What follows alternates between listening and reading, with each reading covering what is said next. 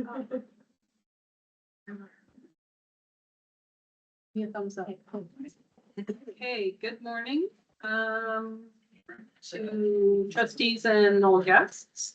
I'm going to call the meeting to order, the public board meeting of April 23rd, 2025, calling to order at 10:01. I am going to ask trustee Briggs to please give us the land acknowledgement for today.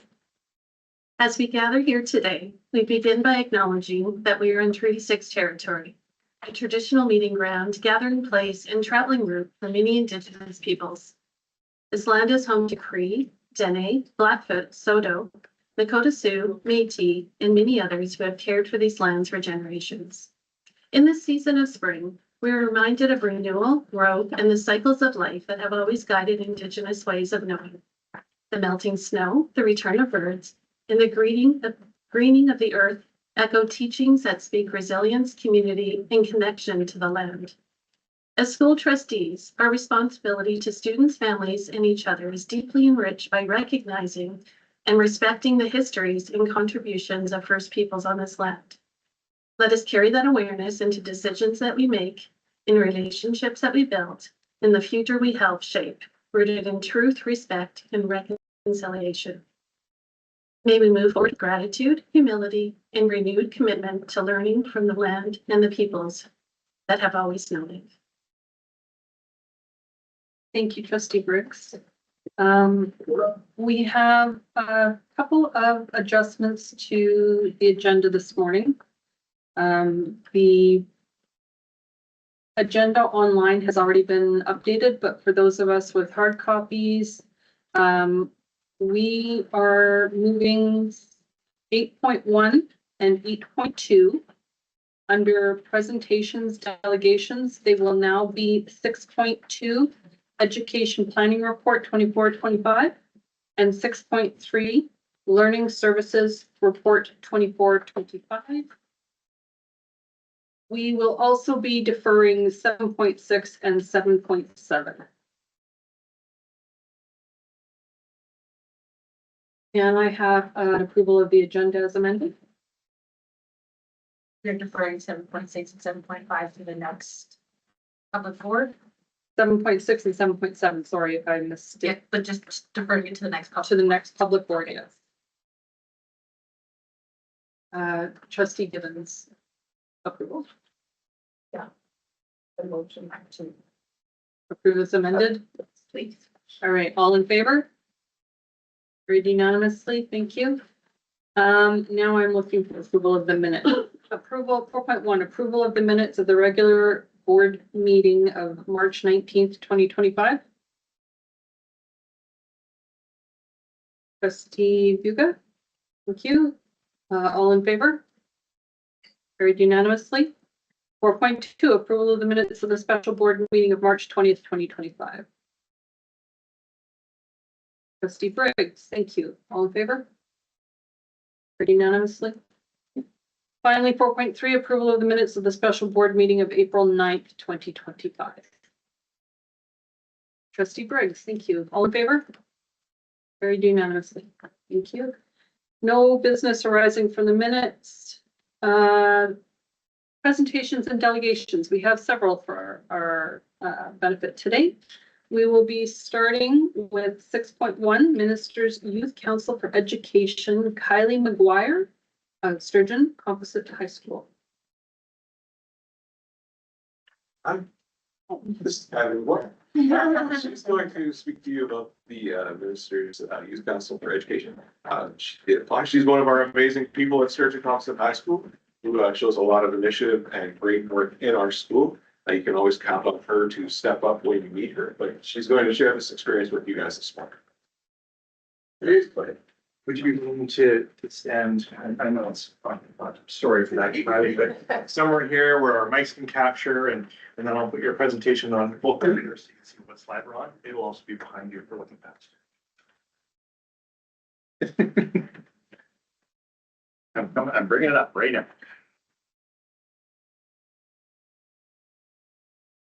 Here's youth council slides. Does that look great? Excellent. Hi, I'm Kylie Squire. I currently attend Sturgeon Composite High School.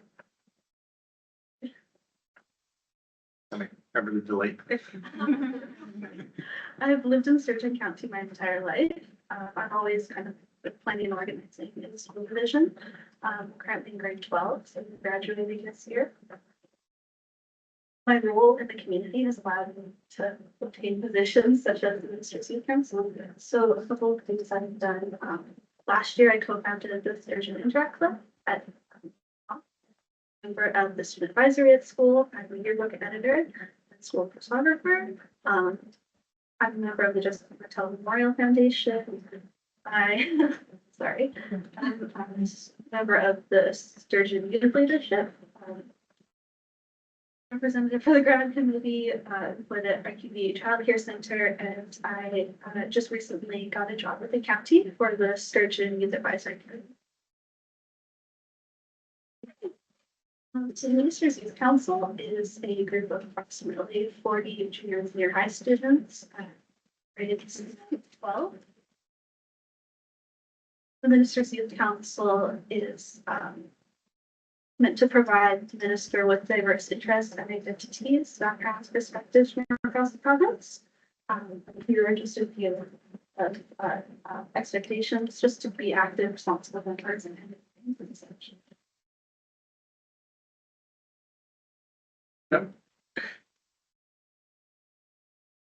So this is a map of all of the council members.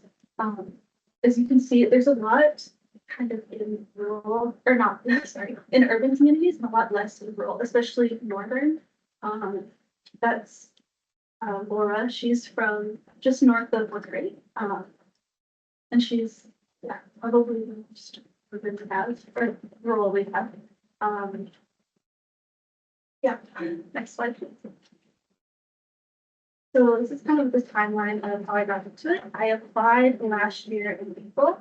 I had an interview with about 8 to 10 other education staff members. I was then accepted. I received my letter in July of last year. The first in-person meeting we had was fall of this year, so October. And that lasted for 3 days. We stayed in a hotel downtown Edmonton. We had meetings throughout the weekend where we got to kind of introduce ourselves to the minister and bring up challenges that we face in our school districts. We then had our online meeting. It was the end of January to early February. That was also 3 days. Obviously, it was a little less intense because it's online. We then have our spring meeting set for May 30th to June 1st. It was supposed to be this weekend, but it got pushed back. So this was kind of a rundown of our first meeting. When we checked into our hotel to introduce ourselves to the minister, we had a leadership consultation with Glenn Rhodes, who was the former owner of the Edmonton Elks and the former Alberta Beauty Liquor Chair. The next day, we got to understand the education system with Alberta education staff. We got to tour the Alberta legislature, and we had a consultation with AHS regarding the use of tobacco, vaping, synthetic nicotine, and cannabis in our schools. We then had a classical leadership and virtue session with Dr. Christopher McKay, who is a youth classicist. The final day we had financial literacy consultations with Alberta education staff who are responsible for writing our new curriculums. We then had leadership communications and paragraph work, which we actually got to send in to the Minister of Education. So this is just kind of, I guess, a rundown of what we would do. This is from our financial literacy consultation, where we got to kind of discuss gaps in our education and what we're kind of missing in school. This was from our AHS consultation, which are just kind of the most common products we see at school. And we kind of talked about, yeah, just the difference between like rural and urban schools. And then, yeah, sorry, next slide.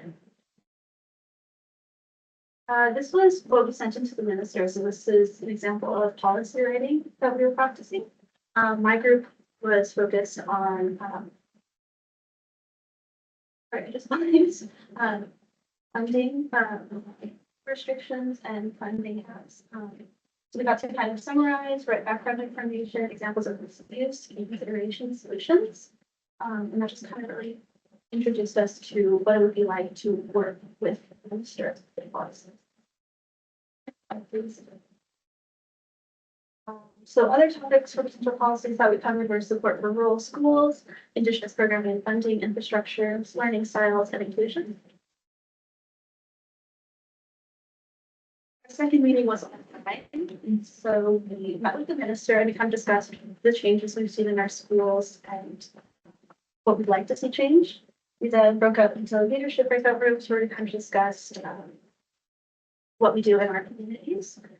Day two, we had a work-related experience and pathways to diploma consultation, where we kind of discussed the trades and how, especially in urban communities, they're not very popular. And I got to kind of highlight that my school has a very active and healthy trades. We then did a policy 101 session, which was just kind of learning again how policies are written and mandated. We had a diversity views and brief consultation with an elder. Day three, we prepared our group presentations for the minister, which is on the next slide. So this was teacher resources. We talked about lack of staff, educational assistance, and then we came up with solutions that include mentoring and peer tutoring, online tutoring, just kind of figuring out ways to work around the lack of staff. So it's another one that was a very hot topic, especially now, about AI digital citizenship. We talked about kind of the misuses of AI for both teachers and students. And one really interesting topic that was brought up was, I think it was Lauren who compared use of AI to calculators, and how we need to start developing our curriculums around the use of AI instead of just. You guys have any questions? I have a question. And you probably have to think way back to the very first meeting, but you said that you had some consultation regarding curriculum input. And I'm just wondering, what did you hear that would be relevant to our division? Like what kind of things came up that you thought, hey, we need that or we don't? I don't really know if there's anything that we could specifically implement in our division. I think it would have to be more based just because that's what we were discussing. Yeah, no. And yes, curriculum bases everybody in the province, but what did you hear out of that discussion that you found particularly interesting?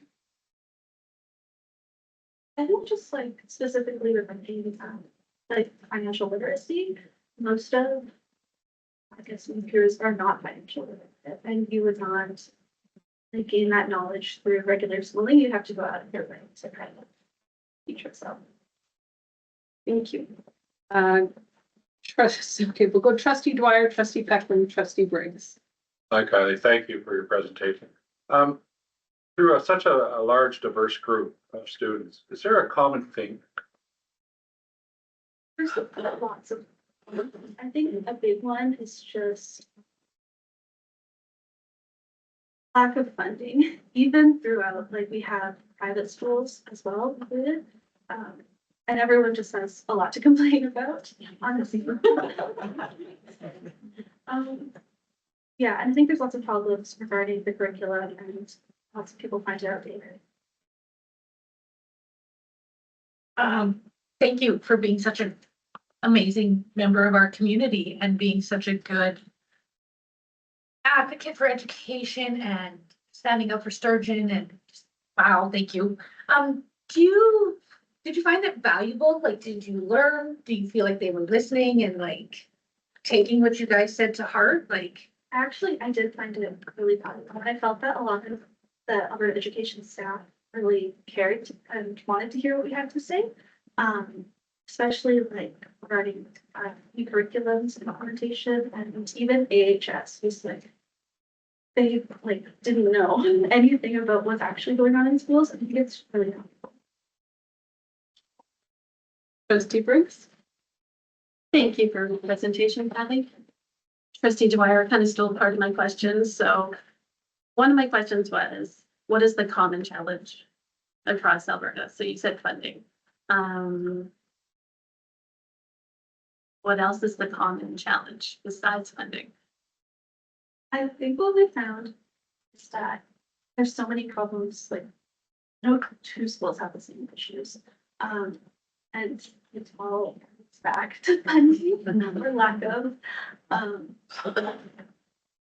Yeah, sorry. And I guess the second question is, what does the rest of your year look like? What's the wrap up? You showed us what has happened up until now.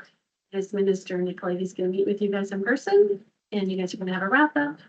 Yeah, he was supposed to be at our last in-person meeting, but he had some scheduling conflicts. We've met with him several times for the leader teams. And we've all gotten the chance like individually speak with him. But the next meeting, he's supposed to come for the full 3 days and kind of sit with us in person. He's kind Is that here or elsewhere? of Is your third meeting here or Calgary? downtown. Trustee Buga? Sorry, one more, and I don't know if you can answer this or not. Do you know, is there going to be kind of a report that is created at the end of this that is shared? Because I feel like a lot of what you guys are talking about is probably something we're talking about at the board level, and you know, there's going to be a lot of overlap, but it'd be really nice to see where the differences are so that we can make sure we're advocating for students. Do you know what that looks like? I'm not sure. I know that on the minister posted on it on social media. It's posted pretty vague. But they do also have a website you can go to. I think I don't know how much they actually share around. So sorry. Thank you very much, and thank you so much for being part of this. I know this is a pretty big commitment, 3 day or multiple 3 day weekends that's a lot. So thank you for taking it all in and coming back and sharing it with the board as well. Trustee Briggs had her hand up first, then Trustee Marielle. Kelly, what's the feedback on cell phone policy across the province with students? It's hugely different for so many people, and it's not the same across each division. So I know some people aren't allowed to bring phones into the building at all. That includes like staff members, and I feel those people are pretty against it, but for the vast majority, it's not effective. And people, it's, yeah, pretty accepted. Trustee Murray Elliott? Hi, this question is quite off topic, but I first thank you so much for being a wonderful ambassador for our division. And congratulations with all your successes. So this is a personal question, which you don't have to answer if you don't want to, but I'm curious as to you're graduating this year. So what's next for our fantastic students such as yourself? Yeah, ask this every day. But going to the U of A for a Bachelor of Arts and majoring in political science, and I think that I do want to continue on the education sector in some way. Well, I think we could really use a valuable voice such as your own, so I hope you continue down that path. Seeing no other questions, I just want to personally thank you on behalf of the board for being an amazing student, significant contributor to your school community, and for being such a pillar in our community as a whole.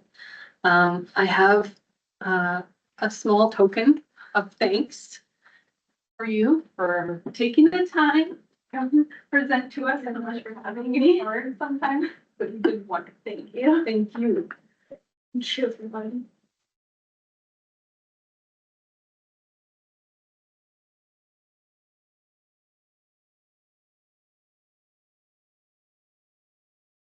And I'm just gonna quickly ask, Mr. Cripps, do you have to leave? If you have to leave, we can take breaks if you can, or if you'd like to stay for the other presentations, you're more than welcome to. I gotta go. Okay. All right, all right. So, thank you. Budget due.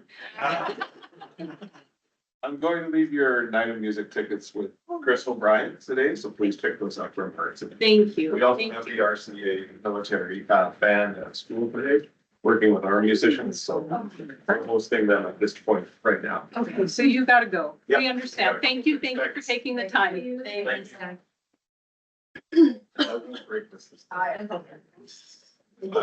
really should. And per the amended agenda, we are now moving on to 6.2, Education Planning Report 24-25.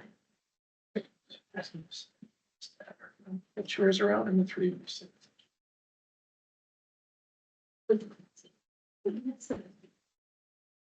This is two, but we'll need another one. Yeah, we can read that one, John. Yeah. Yeah, that's right.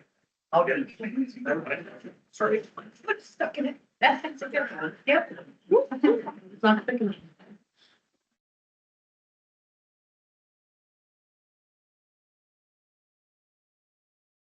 Thanks.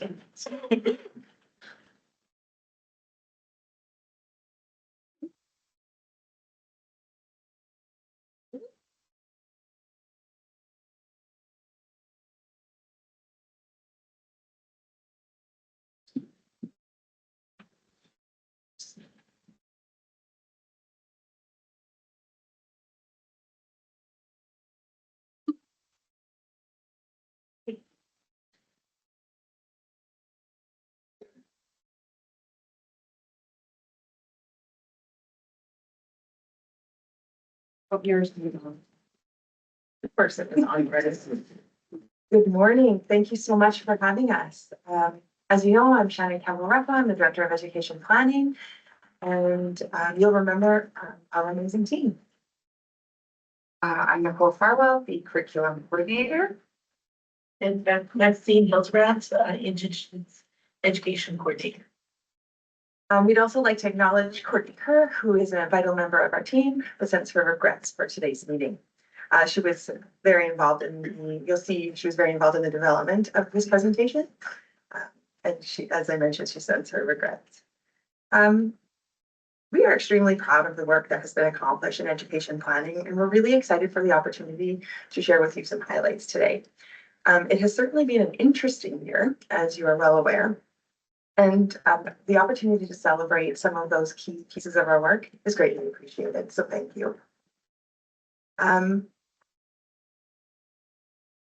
It went, if there's a lag. This is fun. Okay, great. So we'll jump right into some highlights. This year, providing direct support for leaders continued to be a vitally important goal of the team. We focused on our education plan goals of empowered learning, healthy communities, and responsible leadership, and supported principals and vice principals with their development towards the leadership quality standard. In every session that we have designed for professional learning throughout the division, we always strive to model the kinds of learning experiences we want to see in classrooms. We also want to provide encouragement and support and to balance really rigorous high expectations with time for connection and fun.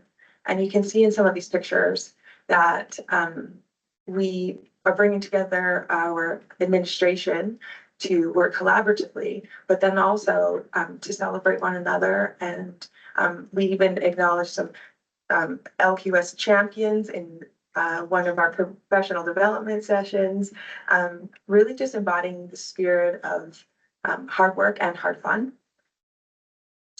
With that said, data analysis has been a really central focus for the team, and supporting and building skills around data analysis is a thread that was seen throughout the leadership professional development this year. Other key pieces of our professional learning for administrators has been compassionate leadership, school education plan development, risk mitigation and human rights, joined by attorney Teresa Haukowski, and then a Christmas team building celebration. this is a year where our administrators have worked very, very hard, and giving them an opportunity to celebrate it is important as well. We also as a team provides direct support to administrators, including acting administration support and supporting administrators through various stakeholder concerns. Lastly, I'd just really like to acknowledge the hard work and dedication of the team. During a period of time which I was away, also happened to be our labor action. So these incredible individuals really stepped up for schools, and they were vital in supporting at the ground level. Honestly, I couldn't be more grateful or proud of our team.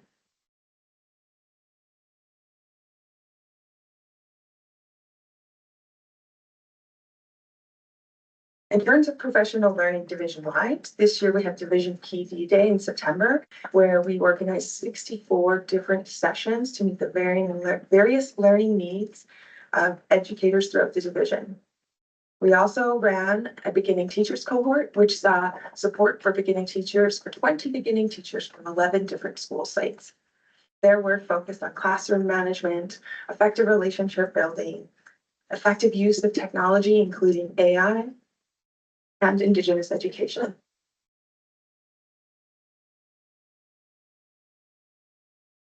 Over to curriculum and instruction. Okay, so good morning. So this was our third year of new curriculum implementation, K to 6. And so this year's highlights included the opportunity to have approximately 50 teachers piloting the K to 6 social studies curriculum, which allowed teachers to work together to develop lessons and to find and develop resources. We also continue to respond to the request for a comprehensive, easy to use math resource by piloting a new math resource with several teachers.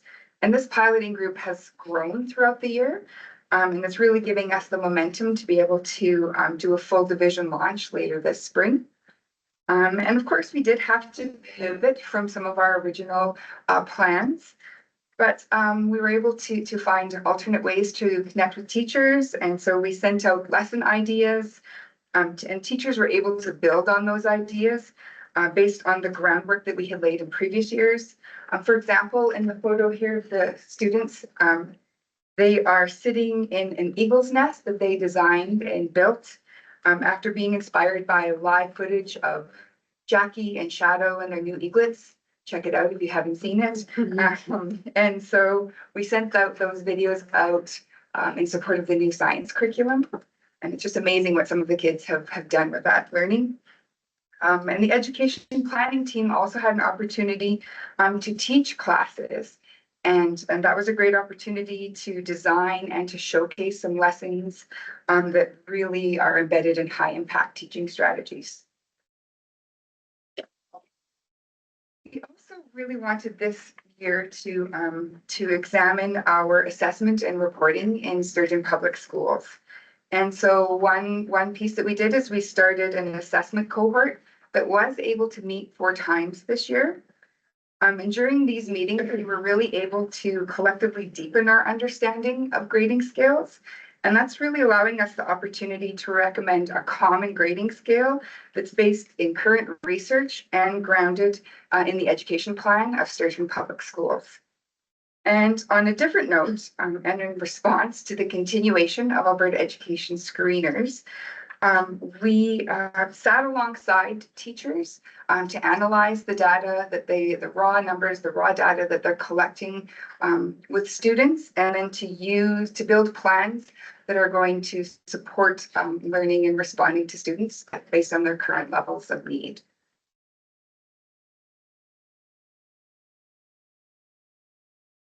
Okay.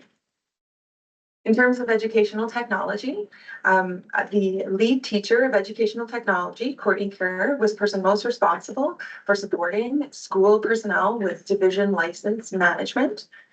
She was also vital in providing device and software support, and was an important factor in supporting digital assessment and reporting.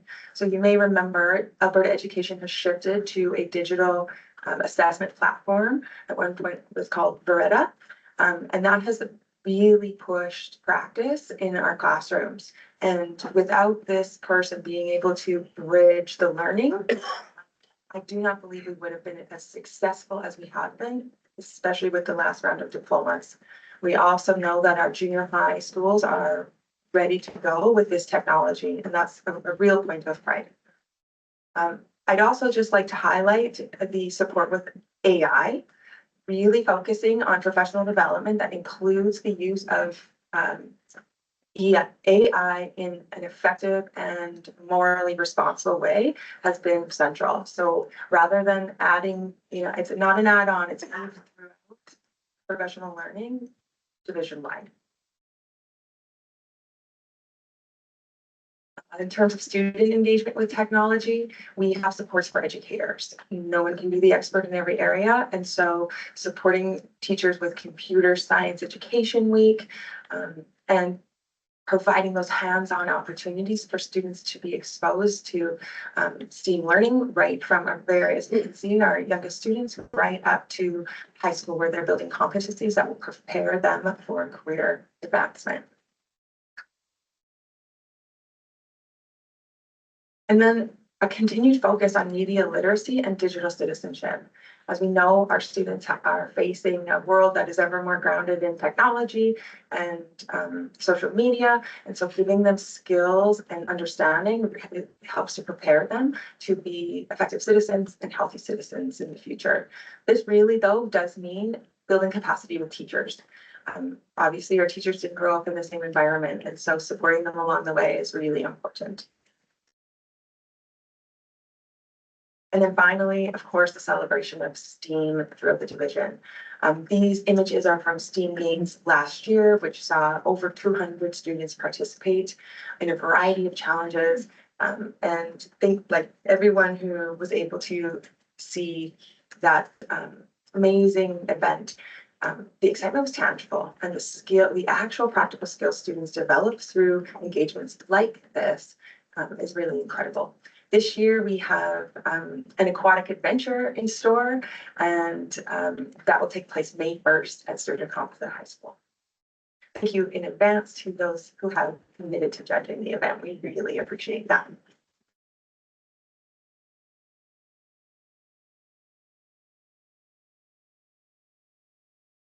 Morning. I'm really happy to be here to talk to you a little bit about Indigenous education across the division.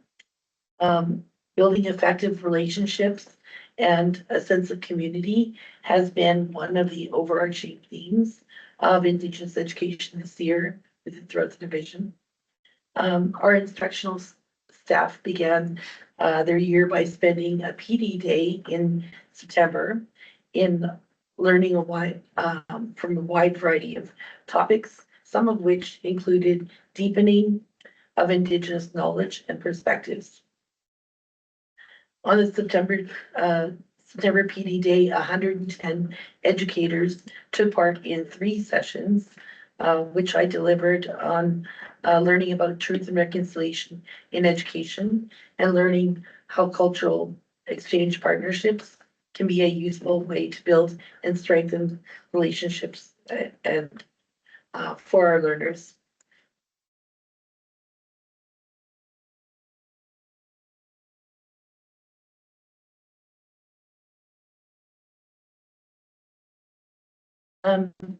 So the next one we're talking about is cultural connections. Students have deepened their understanding of Indigenous culture, traditional values, customs, and ways of knowing by engaging in land-based learning and experiential place-based learning initiatives. In one of the slides here, we can see students in Redwater learning about Cree traditional teachings and how they're applied to their lives, and also making connections to the land.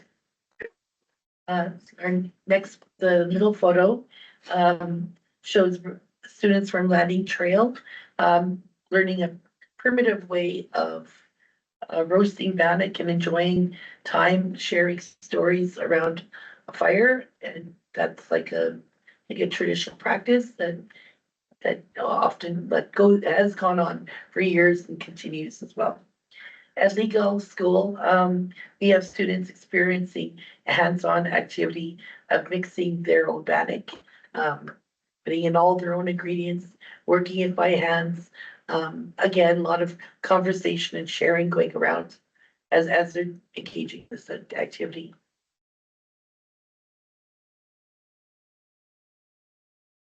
When we're talking about Indigenous student support, we're not just looking at students learning learning about traditional culture or learning about another culture, but actually learning about an appreciation and giving back. And so here we have students gaining an appreciation for Indigenous culture and history through sharing circles, cultural presentations, and making cultural connections with other Indigenous students.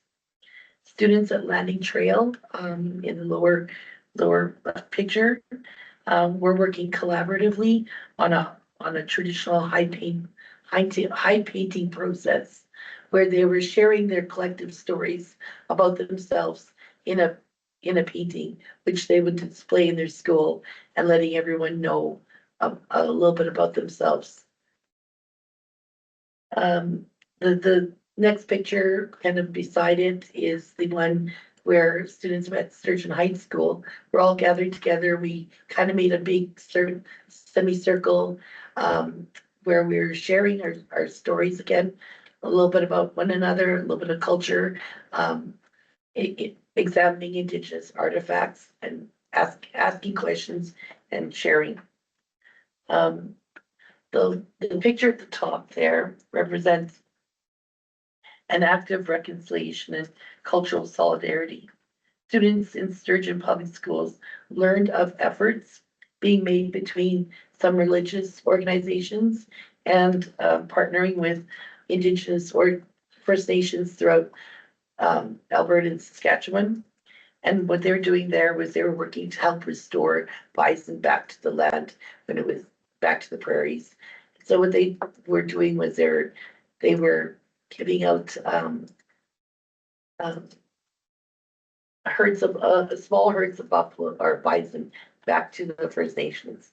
Our students learning about this whole situation, they went and made paint like the little colorful buffaloes with positive messages on them to encourage and uplift the students at a school, in a First Nation school, Pelican Lake in Saskatchewan. So we took their painted buffalo pictures to them, presented them to the school administration, and shared their messages of hope. And the students there at the other schools had well received it. This is just an example of solidarity and sharing and developing empathy.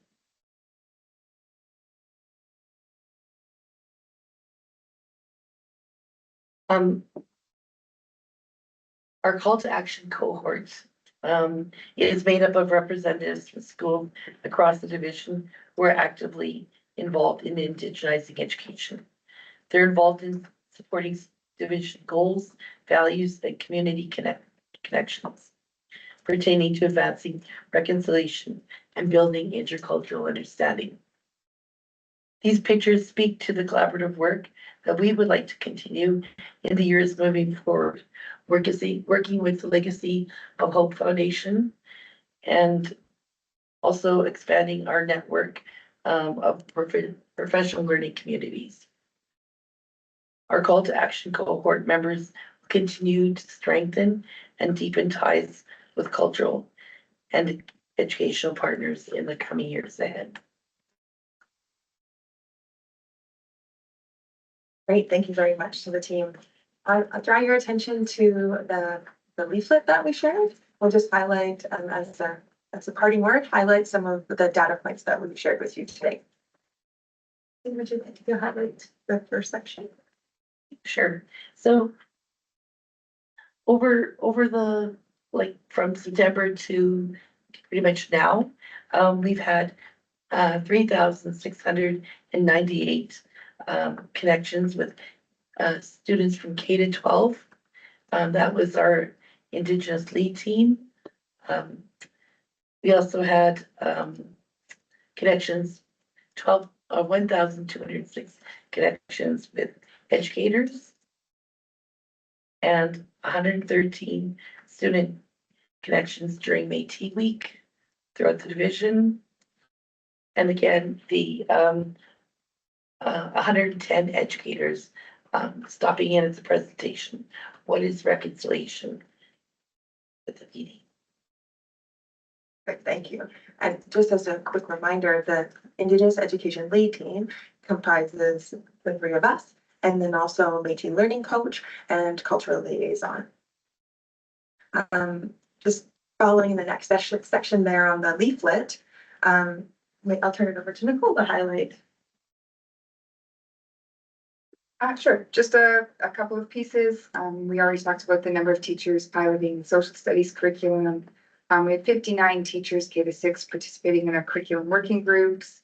We had 90 grade 4 students receiving literacy and numeracy intervention, and over 700 writing exemplars have been studied in our efforts to create some common exemplars and rubrics division-wide for writing. As we mentioned, there was 64 separate breakout sessions at the division PD day, and more than 15 teachers growing every day opting into the Math That resource pilot. We have tracked over 72 connections with outside experts, collaborators, and community partnerships this year. That being a really strong goal for the team. We want to bring the very best to Sturgeon. We also had 215 students participating in STEAM games. Responsible leadership, as always, is a core piece of our team. And that being said, meeting in person to support school personnel is so important. That's highlighted by 23 separate connections in person at school supporting leaders with education plans, presentations, and 14 in-school connections for Indigenous education plans. And we've also had the opportunity to meet with our KEC partners, both with regard to student support and general planning 17 different times this year. With that, I will turn back over. Okay, thank you so much. Honestly, this is, I think, one of my favorite reports every year. So I love seeing all the cool things that we're doing out in the schools, and your team's amazing. So thank you for that. I'm going to ask anybody if you've got any questions or comments as to you there. Actually, with you. I hope that's okay. First, yeah, thank you for the presentation. I don't know if it's because I'm learning more and this is our 4th year doing the job, but I see the alignment between what we're hearing at our student advisory committee, even from our young student who just presented prior to you, and at our school council, what our principals are saying, and what's coming to the board is actually aligned. And maybe I wasn't paying attention for the first couple of years. I didn't realize it always has been. We're really just doing a really clear job of connecting. But thank you for bringing those together. Outcome-based reporting, how is that going? I know that some schools have been using that kind of program for much longer than others, and there was some resistance, I know, from parents as well as possibly some of the staff member trying to understand it better. Just curious to see, is this something that can move forward? I believe it aligns with curriculum better than prior. Absolutely. That's a really important question right now, because we are seeing a number of schools moving to that model. Just as a quick reminder, outcomes-based reporting is not something new. It has been around for decades. And really at the heart of it, it is just making sure that we are assessing what the curriculum says we should assess. And it's nothing more than that. Sometimes, historically, other elements seep into assessment, like behavior or perceived work ethic or other pieces. This is really getting down to what can the students show us that they know. In terms of that question of how is this being taken up, I think we have a spectrum, of course. but the most exciting parts are that our high school student, or pardon me, our high school staff in particular is very interested in pursuing outcomes-based reporting. We have a pilot group that is in the second year of implementation. It requires a really high degree of communication with parents so that they understand what the assessments in the grade book mean. But it is being, the group is growing. And so there's a nice natural groundswell, or like it's not a top-down initiative. And then that's like married with the primary environment, which really lends itself to outcomes-based reporting. Do you know your letters or not? Do you understand your math facts or not? And so we see that spectrum really coming together. By developing some really clear division documents and support, that will also help those folks who are sort of in the middle and working towards greater alignment to do so. I'd also like to give Nicole the opportunity to add anything because she's vital in this work as well. No, I would just second all of that. And for sure, I think as we see curriculum move up, there's just those natural opportunities to align our grade books to what new curriculum is asking of us. And you're correct in that piece that the organizing ideas and the outcomes as the structure of the new curriculum really lends itself well to designing your grade book in that fashion. And also new curriculum provides us opportunities to come together. And we know that the biggest support of that work comes from teachers having opportunities to work collaboratively and have those discussions and look with each other and build great books together. So that natural collaborative atmosphere that occurs with new curriculum implementation, I think really opens the door for that authentic work where teachers feel that supported and that they understand the reasoning behind why they're doing something. And in that, we're seeing junior high curriculum is that rolling out now? You said we're currently piloting, right? Some of the junior high or not yet? Not yet. We are on the precipice. So next year will be an optional piloting year for mathematics, social studies, and our physical education and wellness. And how are we seeing, sorry, John, I'm not done. How are we seeing those students that, like I've seen the advocacy points in here and things that you brought to us prior is that those big chunks of curriculum and then another big chunk. And we've got a group of students that has jumped back and forth between old and new. And we'll see it again in the next couple of years.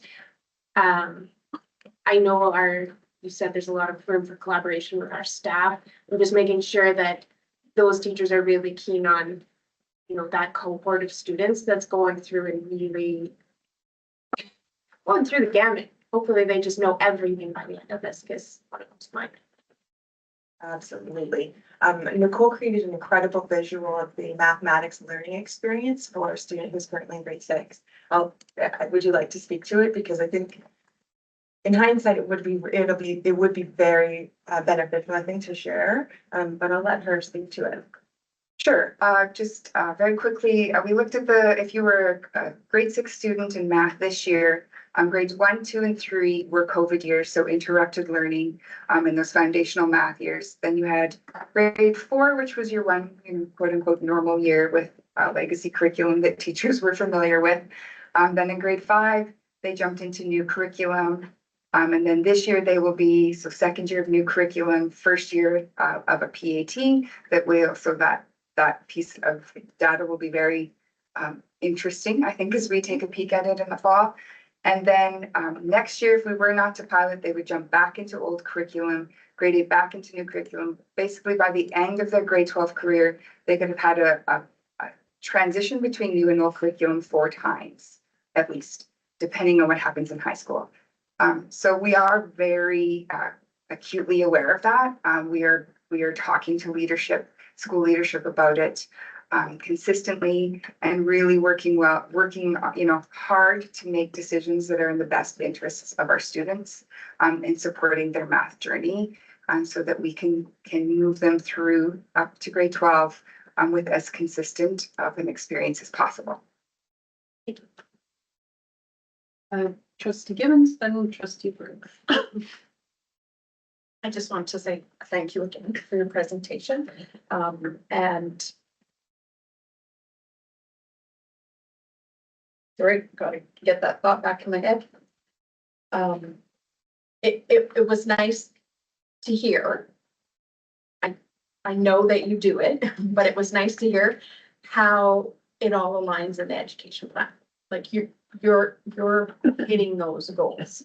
And blowing them out of the water.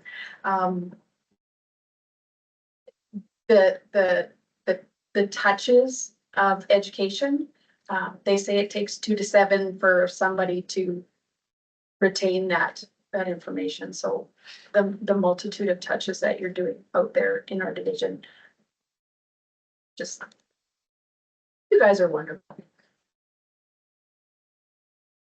Superintendent I Warren. just, Mr. Conrad, sorry, if you want to put up the graphic just to that, yeah, so you can just see the graphics, so you can see the unpacking of, what did you call it? The different touches of different curriculum. So this is the graphic that was shared with our leadership team.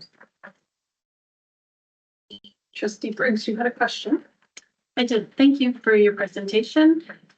Looking at the targeted intervention for numeracy and literacy, that always seems to be a very hot topic with us on the board. I see that 90 students with targeted intervention, higher or lower than the last couple of years. It's a little bit lower in that the funding was lower, and so we were only able to hire one person to do that piece of intervention. But alongside that, I would say that was the work that we did going alongside classroom teachers to help them really dive into the raw scores of their students.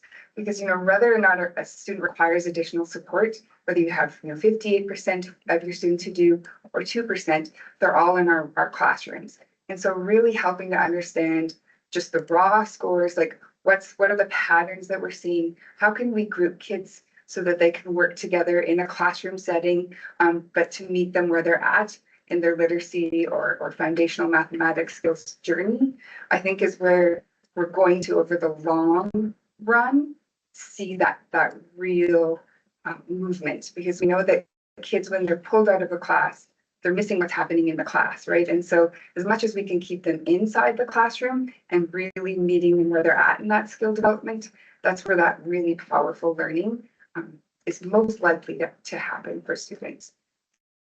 So essentially more collaborative in-class collaboration and learning from each other.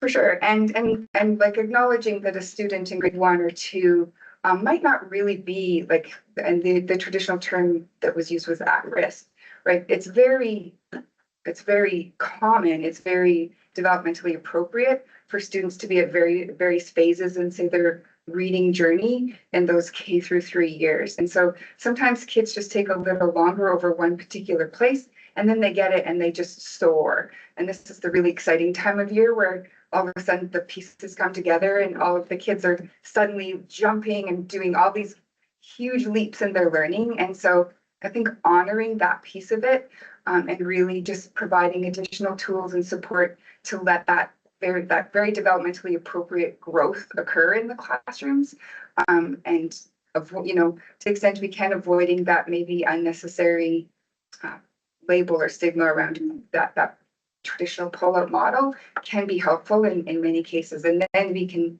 be more targeted in the kids who really will require some additional support due to other factors. I might just add to that. There are certain teaching structures that teachers can use to address the growing diverse learners in their classrooms. So helping teachers with creating flexible, small group instruction that's manageable is a key strategy here. Schools that have implemented that with fidelity have seen incredible gains in the numbers. The proof is in the pudding. Although, as we know, helping teachers to change their practice is one of the biggest challenges. And it requires leaders who are committed and have full understanding and teachers who are willing to engage in that. And luckily we have those in the division. Now we just need to create more space for that.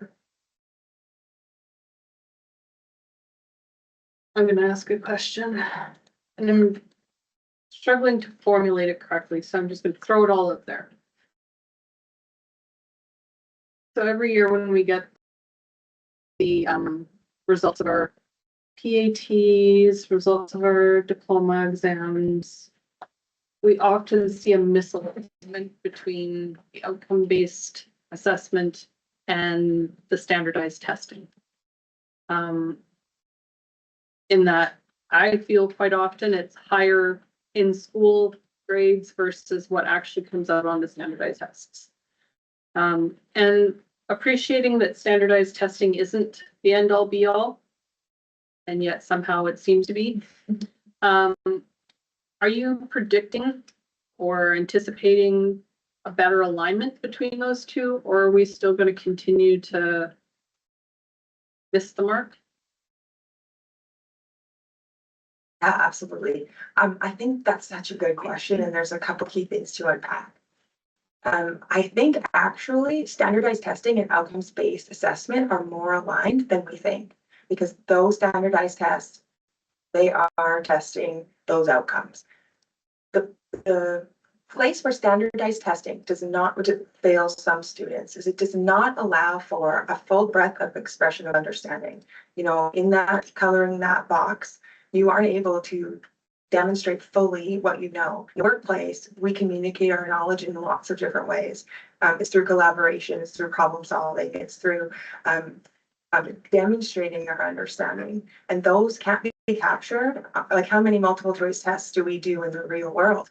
I know it's an important part of creating options for our students, and this team more than anything wants our students to be able to have opportunity and options available to them.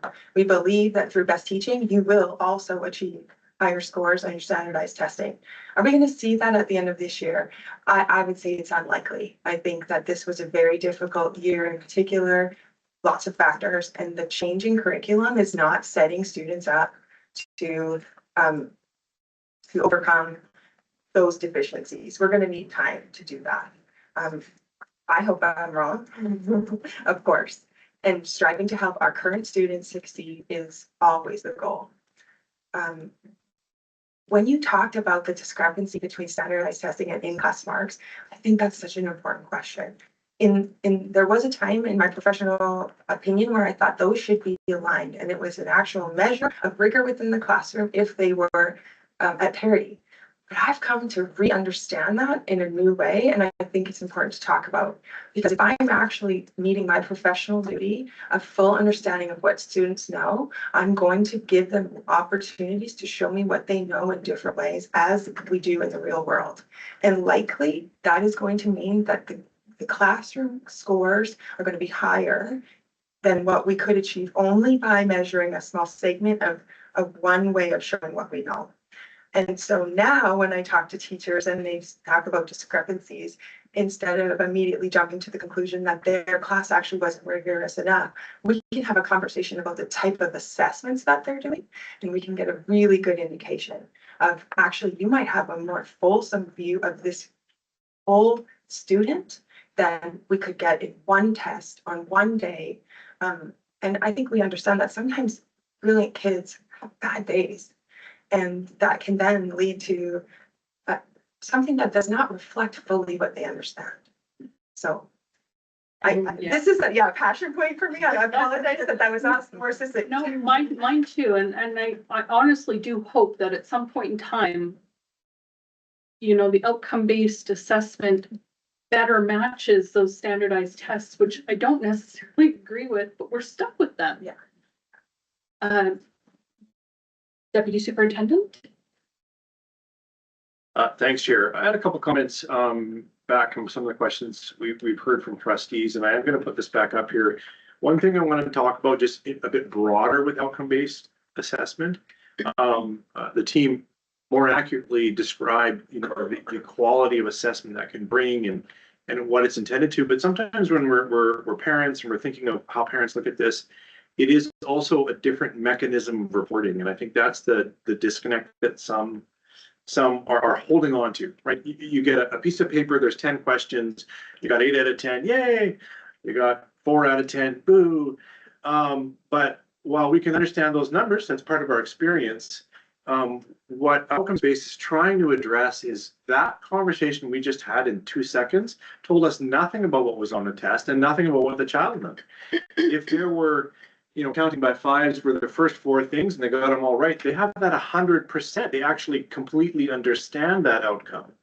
And then if you went on to, skip counting by 2, I'm just totally making this up on the fly, and they missed every one of those questions, well, now that's a concern. And even going back to the 8 out of 10, if they missed all the skip counting by 2, those 2 questions on that, and they got everything else right, even though you're like, yeah, because 8 out of 10 is in honors, we all know that, they actually have no idea how to skip count by 2. And so we need to engage this conversation. We need to engage our parents to understand that outcome-based reporting is intended to be, or assessment, and then reporting on that assessment is intended to be a better conversation with kids. This is what you know. You haven't demonstrated this yet. And the parents, your child's done this. They haven't yet done this. That's the intent.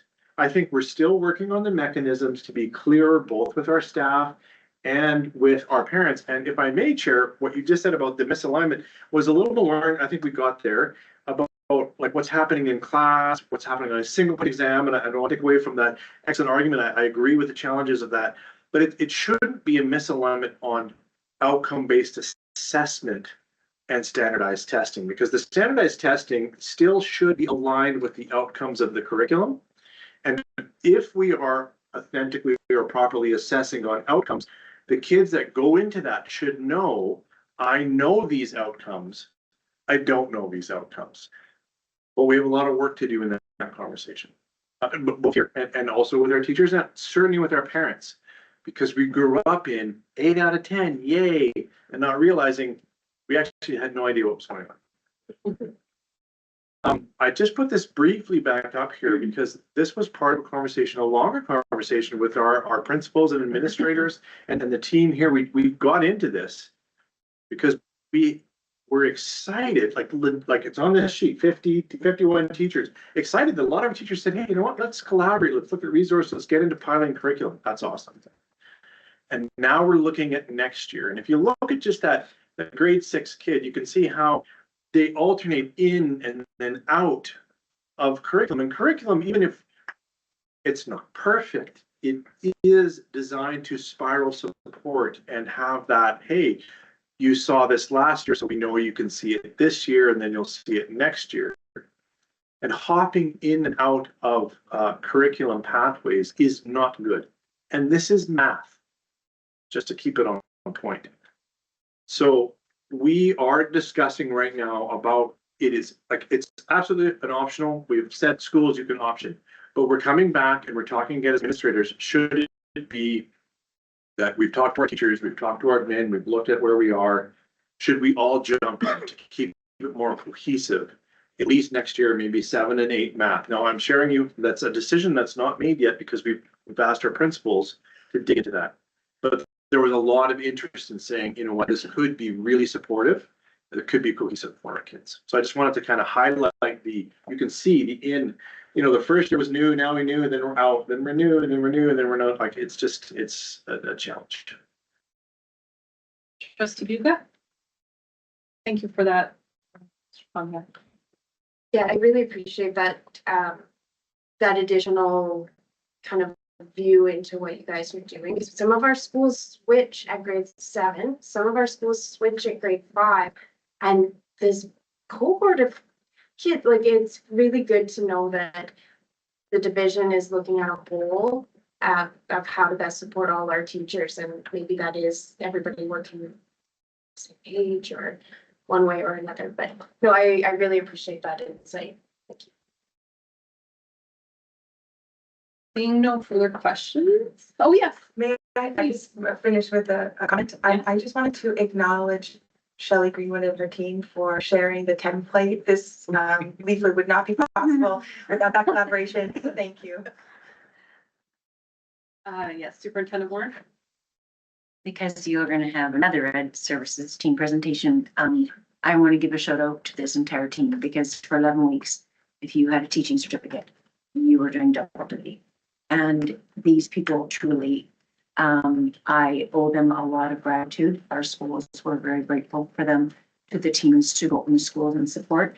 And you still pulled off bringing in your annual report. So thank you. And thank you for also keeping your portfolios going because it's a lot of work. And if you were to ask any of our schools, whether it's our foundational knowledge and Indigenous ways of knowing and being, whether it's new curriculum, whether it's AI assessment, if you were to ask our schools, do they feel supported by the team that's on the ground? This is it. And I get a lot of positive feedback because these people, they have street cred, and it always comes with support. And especially with the rollout of new curriculum, it's not easy. And this has been quite high anxiety for staff. And I have to just say another thank you because that has really been brought down for our teachers because the great work that the team here has done to unpack it, especially like you said, the gaps that will be there to understand it and to go through it. So I just want to say thank you because 11 weeks is a long time. So thank you. Thank you all for the presentation.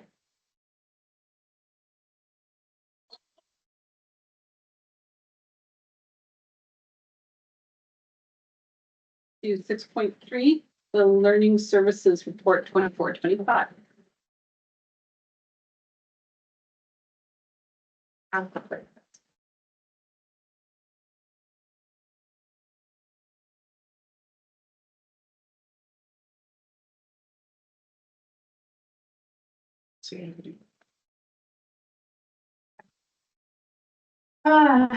Thank you, everyone. I am not really good at sitting when I present, so I might get up and down, but I'll do my best. Thank you for having me this morning. As you can see, I do have team members. Shailene Hobbs helped with a lot of the work this year, but she's having a baby tomorrow, so she could not be here. Yeah, tomorrow. We don't know what time yet. I know soon. So I do appreciate just the opportunity to share our journey this year and to know that it's inclusive of a number of team members in our building, but also in all of the buildings and all of our schools. We are very collaborative and it takes all of us to do what's best for kids. So this picture is a celebration of World Down Syndrome Day and you rock your socks. And so this is a group of kids from BACS who all rocked their socks that day. Thank you. That's easier. Yeah, much easier. And faster apparently.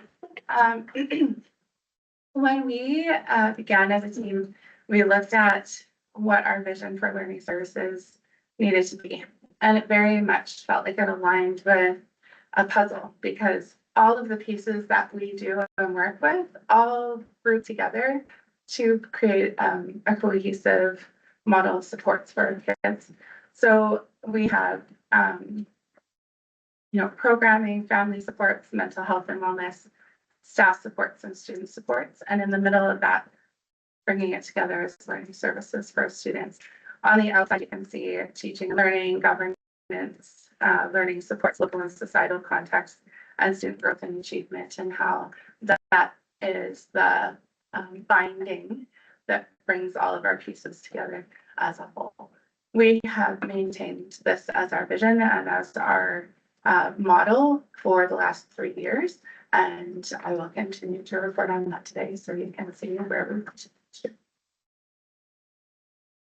Originally in 2023, we did a gaps analysis to get a better understanding of where some of the holes were in the services that were provided so that we could address those. As you can see in the top, support types, direct support. These are not the gaps, sorry, these are what we provide the most of. So learning services naturally provides direct supports for kids or for students And it includes things like having our therapists available to do one-on-one therapy treatments for speech and language or occupational therapy. It also has our social workers doing direct supports with our students and our families as well. Mental health was also support that was available significantly. We were building capacity by providing PD. We were supporting divisional, our education, 3-year education plan, and ensuring that we are aligning with that as well. Behavior was also a significant thing for us to support, as well as programming, our educational assistants, families in general, and just the understanding of trauma, which is where TCIS comes in as well. At the bottom, we summed that together as our target populations around mental health, programming, staff, which includes capacity and supports for programming in classrooms, and our students, direct supports, and our families. Student supports, this is where we talk about having a collaborative response. So it is a shared responsibility, and it is critical that our team and our school-based teams work together because they are the heart of their schools that work directly with our students. And our supports need somewhere to live in our buildings to be able to provide our students with the best opportunities to learn. So we have our learning support leads, administrators, teachers, and support staff as part of the school-based team. That school-based team needs to talk about supporting their students, and then they reach out to us for more direct services or opportunities to collaborate. Divisionally, there are 1,372 students who have IPPs, individual program plans or learning plans, 142 students who have behavior plans, and 67 students who have safety plans.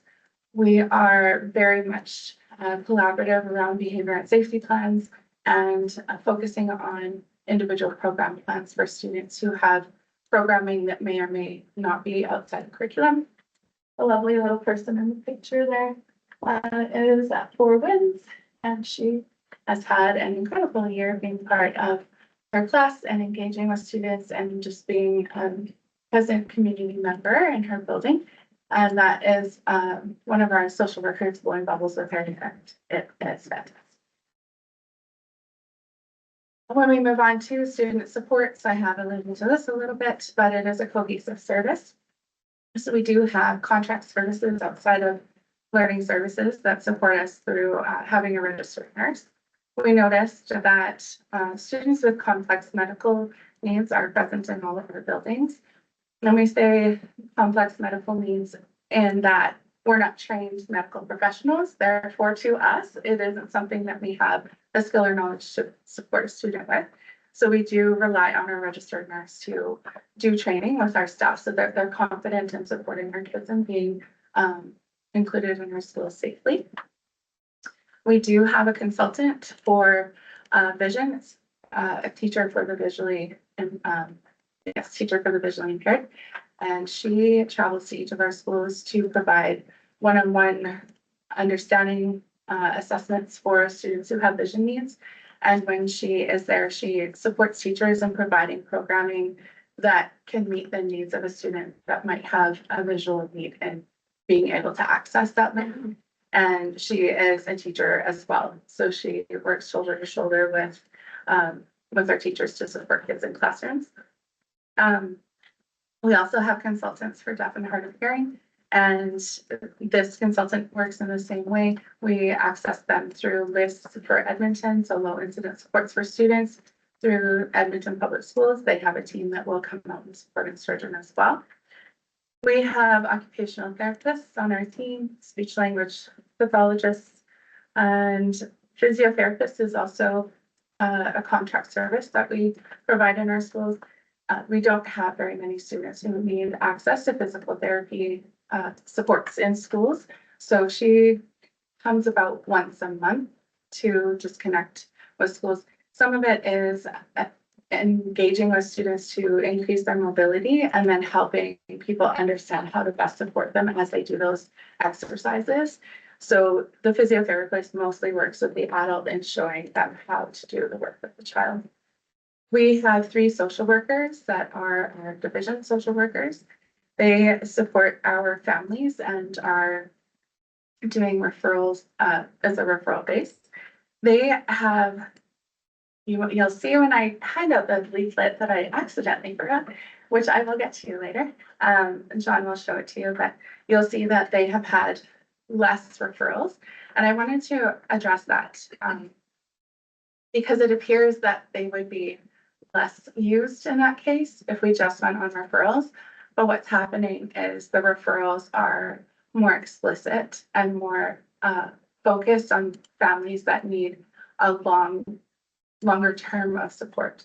So they were including referrals before for things like the family needs help with connecting with AHS mental health. They call the family, this is the phone number you can call, here are some other options, thank you very much. And that may be the end of it as the family engages then in mental health supports. And that would count as a referral. Now we are seeing more in-depth need for our families, which requires more time. So when you see less referrals, it is actually because they have to be significantly more invested in our families. And we have continued on with our EA coaches as well, and I will speak to that in a little bit. We have a contract psychologist that works with us for assessments and in support of new diagnoses and having a good understanding of what our students have brought with them to school. And then we have a behavior consultant who did a few PD opportunities for our behavior leads earlier this year. And we have a trauma consultant for the adults to have a better understanding of how to best support students who may have had recent or traumatic experiences that are creating barriers for them to be able to learn. In our staff supports, we have the opportunity to lift our staff up and build capacity and confidence. One of the most recent examples is actually happening right now. If you hear any yelling coming from the Coronado room, we're currently finishing up our therapeutic crisis intervention for schools last cohort. And today is when we get into actual crisis and acting out. So I apologize if it gets a little loud. I did warn them that we are recording this. So maybe take a little edge off of it. Jeff Worley, who supports me, that was really thankful this morning because he is usually the teacher and I'm the child and I like to get into character. So, I did not quite get there this time. So he was a bit relieved, but you will hear that our therapeutic crisis intervention for schools is in all of our schools. It was very apparent with this cohort that the work is being done in our buildings because they came with a significant foundation of what therapeutic crisis intervention for schools is all about. So we weren't teaching them from a place of unknowing. We were building on and providing more context around the experiences that they've already had. So it is really interesting to see the energy shift. They're quite more confident rather than that trepidatious, what am I getting into? And I actually invited Mr. Conrad in the other morning because they were wrapping up their understanding on the boards in the Coronado room. And it was astounding the difference in the level of their understanding, their sharing, even just the positive vibe. Like, look at all the things that we know. We did repeat that this morning, and those boards are filled with so many things that they know that can help support them in their schools and in their classrooms. The other thing with this cohort that's really important to mention is we have administrators, we have CASA mental health therapists, we have educational assistants, we have child and youth care workers, we have teachers. It is a very robust group of people, and bringing that diversity together to share our experiences is one of the ways that we build capacity, but also build connection as a part of the team, because we're all learning and doing this together. We all have the same language and we all have the same focus. So it brings that camaraderie as a group when we are bringing that back to our schools because we are all on the same page with that. When we look at our programming with purpose, so inclusion, belonging, and equity, we have 4 key areas of programming. Inclusion would be the overarching connector of these. So we have specialized programming, which 30 students are currently registered as accessing specialized programming. They may be in their community schools, but they may also be in one of the 3 sites that have more significant supports for specialized programming. We have flexible models, so some students engage in programming outside of curriculum in some areas, but then also join their classes for science and social and health and all of the other things, because we know that our students need that sense of community, and that's where it happens, right? Our students build that up from littles all the way through, and that sense of community is something that will carry them on outside of our buildings, outside of the school setting, and provide them opportunities as they're adults. We have a KNE, so knowledge and employability, that is being supported in our junior highs and in our high school. And one of our students that is a huge success point that I worked with quite some time ago. She went through KNE with us in junior high and went to high school and took KNE and got her certificate. Then she actually came back and she's getting her diploma this year. And it took a lot of courage on her part to actually do all those steps along the way. In addition to that, she is in the trades and has started her apprenticeship in 3 different trades.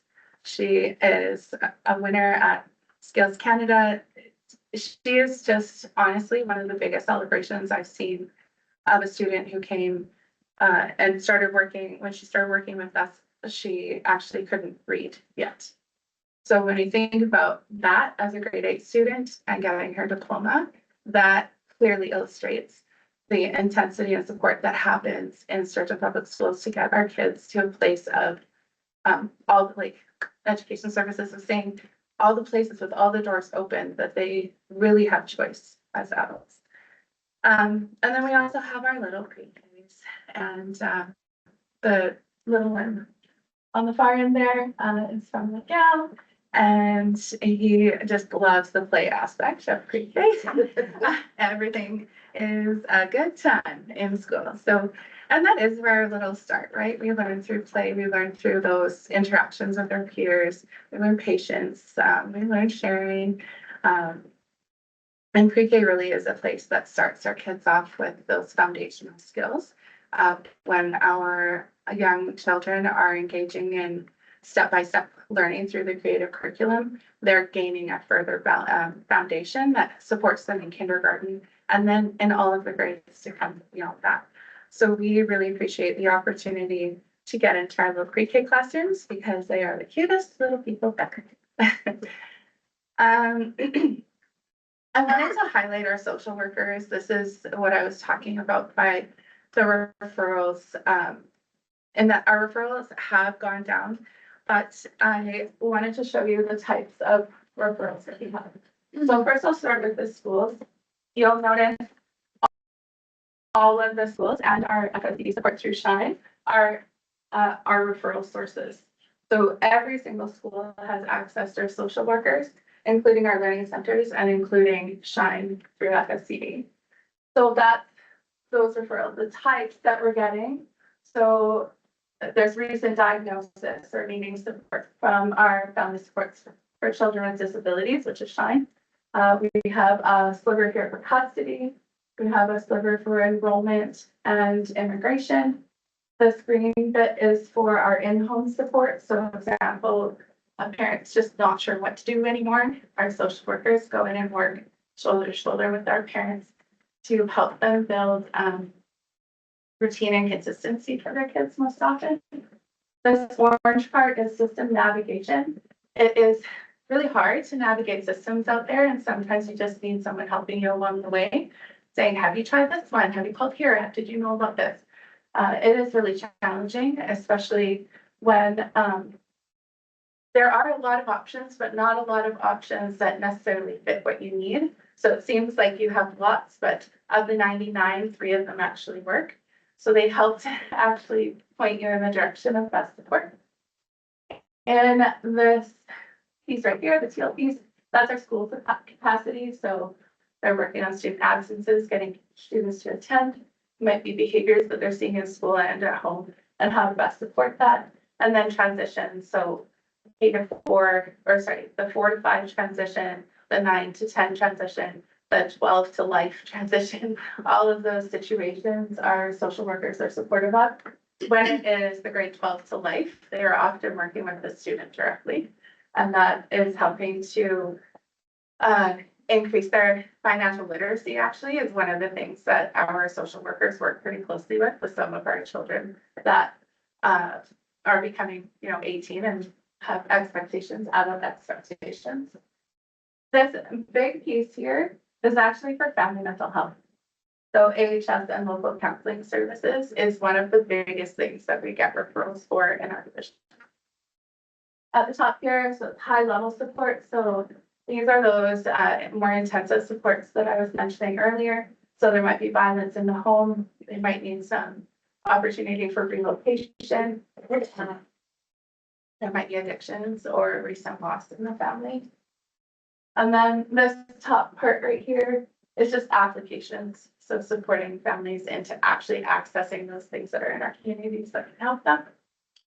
And this is our referrals by grade then.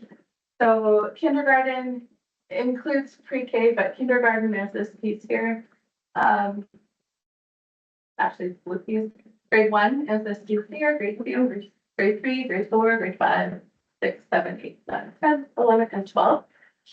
So there's no rhyme or reason to it, which is interesting. So every year that pie looks different. Depends on the needs of our families and our students.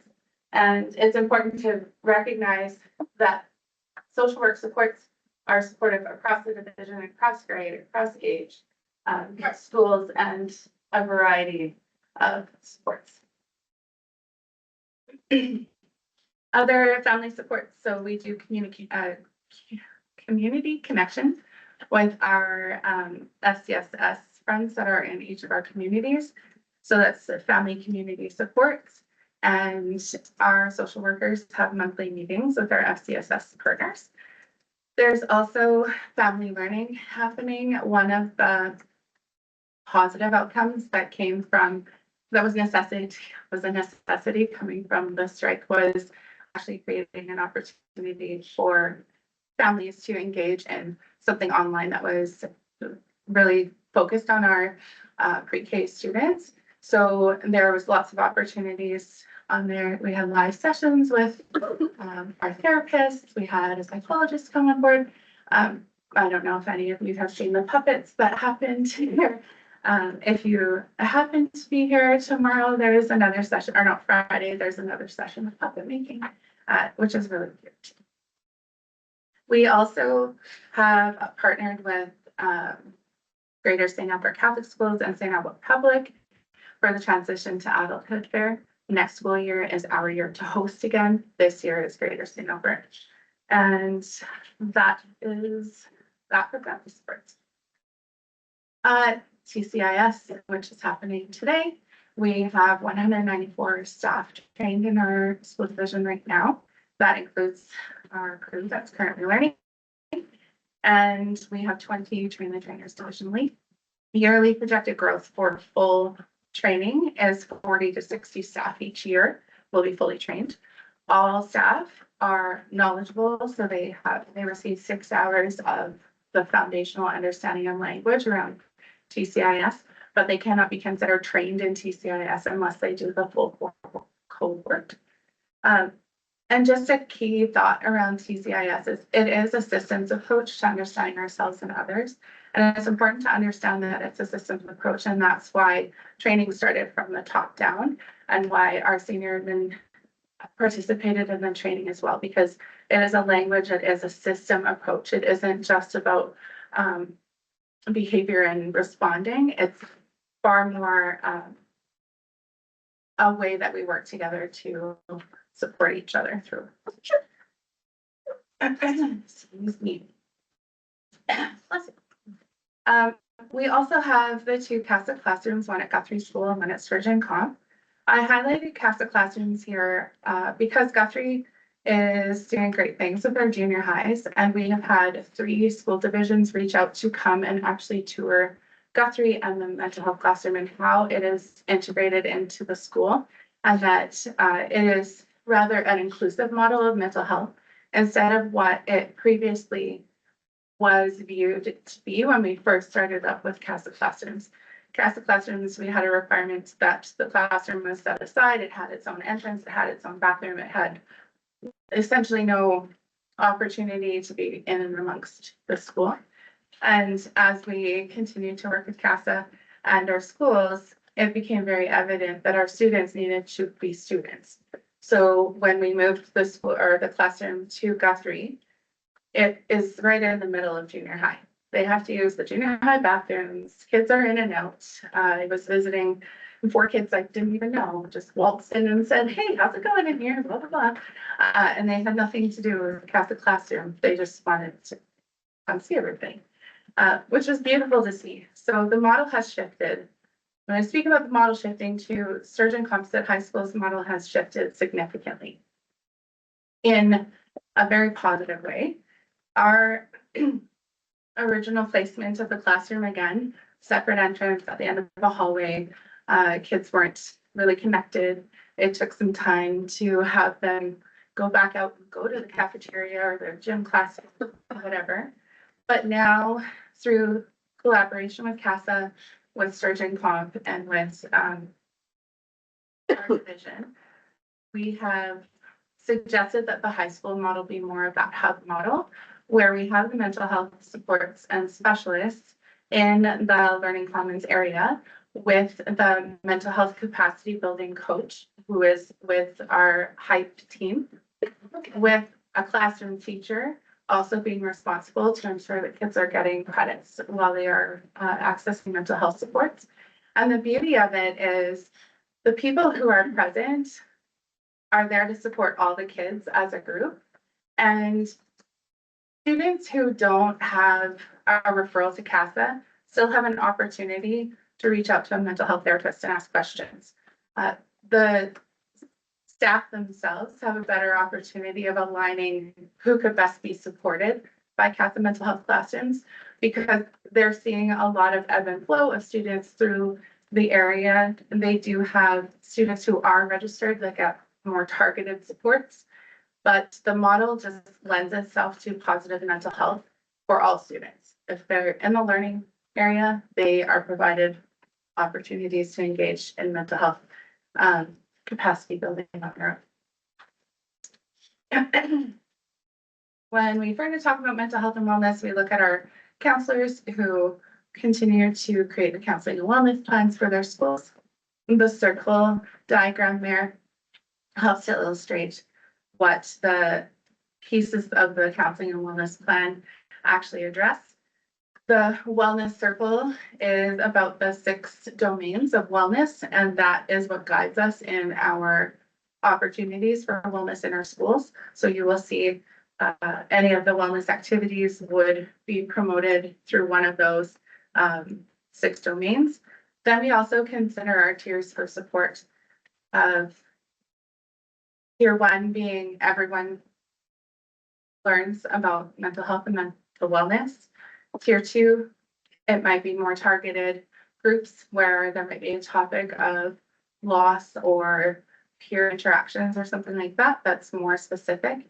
And then our tier 3 really is that crisis response. A student is in significant need as an individual, and we refer out to appropriate counseling and mental wellness opportunities in our communities.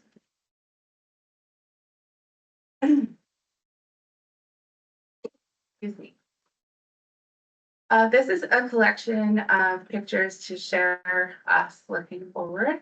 So on the left, you'll see, I don't know if any of you played with the parachute when you were little, and I did, and I loved it, going on there and sticking my head through the hole. It was always great, so much fun. that was an activity that was happening with our mental health and wellness coaches through the Mental Health in Schools initiative. And the vast majority of these pictures are directly related to work that our mental health in schools people did for us. The one on the far right there was at a glow party. They all had the lights out, everything was black lit up, so they could put positive messages that were all glowing. The hats here with the lights on it, that was also part of the glow party. That was in combination with our mental health capacity building group, the Hype and Shine, and our mental health in schools friends as well. And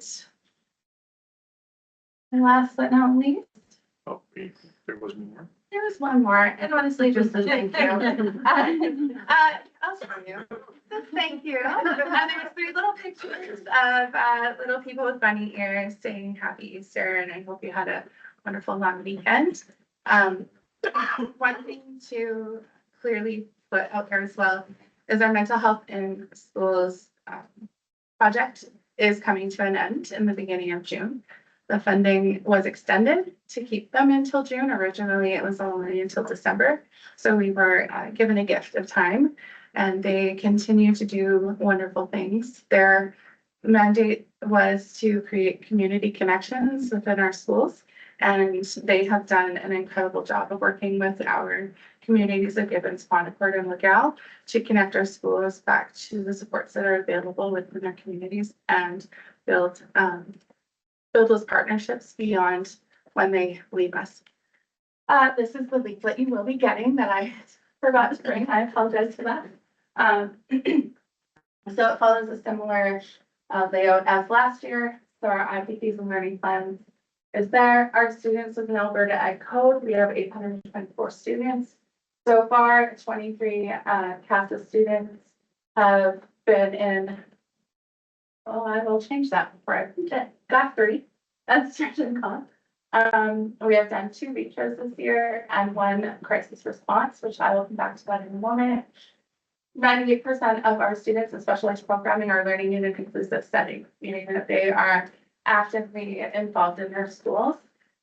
43 students are currently accessing specialized programming in some way. 30 are on our specific specialized programming group, and the other 13 are supported in their schools. That's that flexible approach we were talking about. 328 students are on the learning services caseload. 91 referrals to social work. Last year, I have to check, but I think it was 123 when we did our presentation. 61 students are accessing supports through Jordan's Principal. 167 students are accessing pre-kindergarten. 252 students and families are serviced through crisis response. 101. This is not the right one because now there's. I apologize. I must have sent you the link to the wrong one. This is correct though. 65 staff are Beecher trained and 23 participated in a refresher. It was really important that the Beecher training was refreshed because it has evolved over time. I was trained in 2018. I went to this refresher and it was different. And the response is different. The language is a little bit different. So it was really important for us to get that update. We have 34 staff who are assist trained and again, 194 CCIS trained staff and 20 people certificated or as trainers. I wanted to suggest that I am incredibly thankful for the partnerships that I have with Sturgeon community and Sturgeon County, but also with our neighboring school divisions of Greater St. Albert and St. Albert Public. When we had a crisis response this year, it was not something that we could handle as our team independently. And as soon as I messaged the directors and the neighboring divisions, they literally within 15 minutes had people in cars coming here to support us. Sorry, I get a little upset, but the support that was provided and the humanness in our communities and the care and response that was provided to us by our neighboring divisions was incredible. Although I don't hope to be able to provide the same support to them one day, I know that when they call. So I just wanted to outline that, and I apologize for this.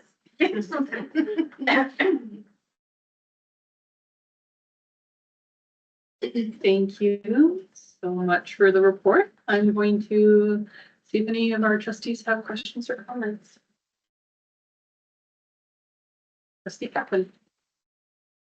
You're gonna make me cry. I apologize. No, it's fine. I really appreciate this and I really appreciate all the work that you do. And whether it's a huge community-wide crisis or a smaller, more direct crisis, to know that there's a team to reach out to that's gonna support our students and just help them with whatever they need, and our staff and our parent is. It's good to know that that's there, just help everybody. Also, the social work, because I get a lot of, oh, you refer to a social worker, so we call them child protective service. Can you, because that's not what the social workers are there for. We're not spying, we're not reporting families like. Yes, so Children's Services actually changed their title of their social workers to CIPS, CIP. I wish I could remember right now what that stands for. But it really is that response to families that they do go and attend homes and see whether students are safe. Our social workers have various backgrounds of support, and really the social worker role is very large, and there are many divisions of social work as well, from helping elderly people in nursing homes and things like that. They have social workers. They have social workers in our prisons. They have social workers in our just a regular community supports. And yes, social work has a stigma. And to be honest, we used to call them family support workers because of that. A few years ago, well, quite a few years ago, we shifted to social worker again because we didn't want to present a support and essentially hide what their role was, because they are social workers. And it was very difficult when we said, oh, we'll do a referral to the family support worker. And then they show up and they have to say, I'm a social worker. And so it was difficult because then our families are like, whoa, you're here to take my kids away. Which isn't obviously the role. So we are working with our social workers to be more proactive and get out there and show what they do in all of the positive situations and the negative situations, so that they are seen as a support rather than something to be feared. And it's our counselors are working on that as well, because the referrals do come from our schools and they have to have talked to the family first. And one of the questions is, did you explain what our social workers do? So we're trying. Trustee Murray Elliott. Thank you for the report. I am so proud of the work that Sturgeon does for our students and all the supports we provide our families. And I was really happy to hear the update on CASA, because we did have some struggles initially. It sounds like we're transitioning into maybe a more workable model right now. And it seems to have found a home in Guthrie after being shunted around a little bit, as well as at the comps. So do you think we're finally getting on track with that program and it will continue to be a success? Can I speak first? First of all, a huge shout out to the CASA team, and we've said this to the board before, because CASA always ran on private dollars until they got this government grant.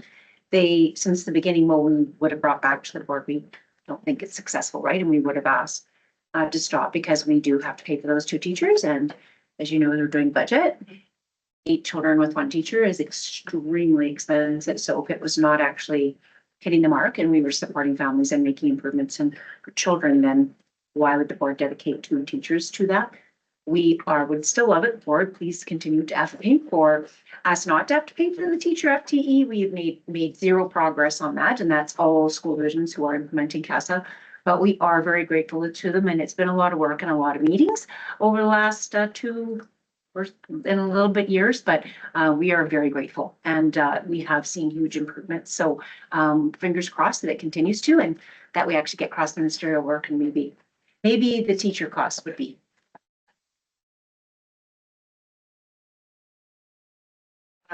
One of the things that I have appreciated along the way is that we have been true partners with CASA. It is something that we're doing together every step of the way.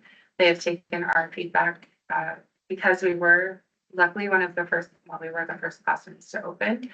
It has been really helpful actually to have been the people that broke the mental health support in our schools, because we have been able to have really clear and direct conversations with our mental health partners to show them what our experiences actually are in schools. And that partnership has been very important and now celebrated by having CASA actually recommends that people come to our Guthrie classroom to see how it's run in our schools, because they are incredibly proud of us as well. Trustee Hugo? Chair. Also along that same line of CASA, are we seeing, because we had us, Edmonton Public, there was a handful that kind of have been rolling out. Are they all adapting to similar models, or is it very unique to the school that they're in? To be honest, it depends on what grade level that they have.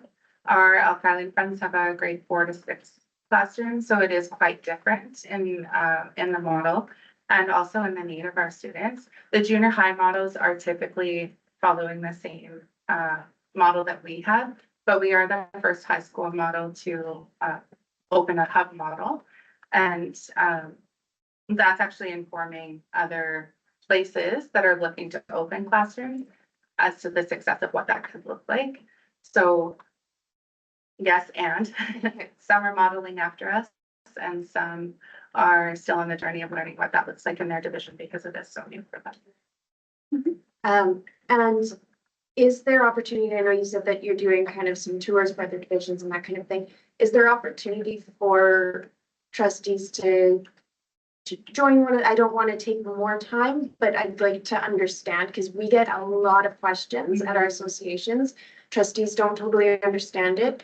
And right now, we're all talking budget and trying to understand, you know, what, yes, it's working. Yes, we need to advocate to the government, but why and how?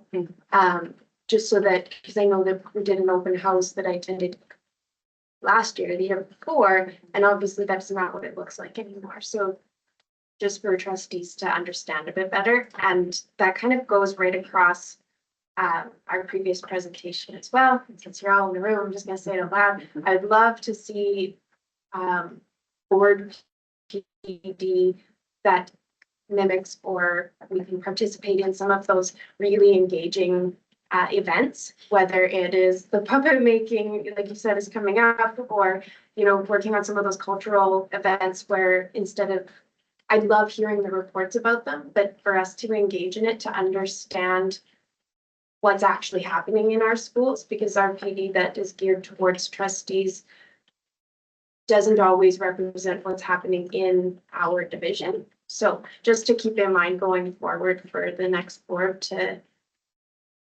it's fantastic to hear the reports, but it's even better if, you know, every once in a while we get to, you know, jump in with 2 feet and participate as well. Thanks. Trustee Gibbons? Thank you, Chair. Thank you for your presentation. I absolutely love the advocacy acts.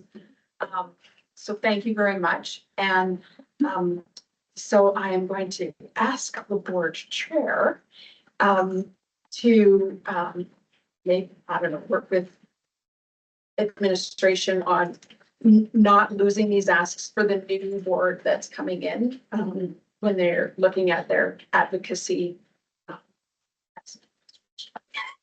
Press. Vice Chair has started a spreadsheet. Excellent. Please add these advocacy aspects. I just have a handful of comments. Quickly, I'm always shocked at the number of students that we support. We're basically supporting 1,600 students through learning behavioral safety plans, which I'm not great at math, but that's like 20 to 25% of our student population.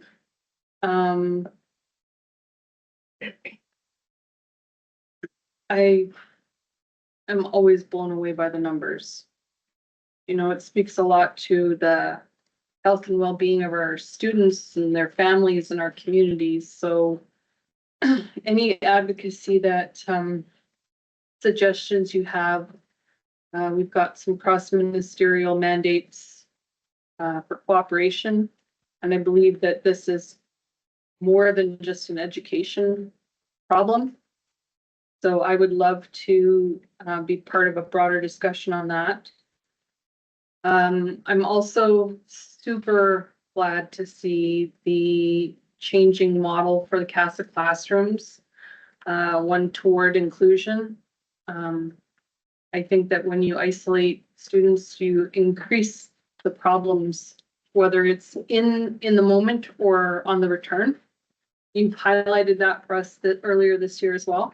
It really is such a big win to have a cooperative relationship with CASA. And I know it's hard to be trailblazers.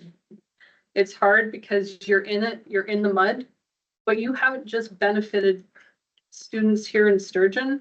You're actually contributing to the success and well-being of students across the province as this rolls out further and wider.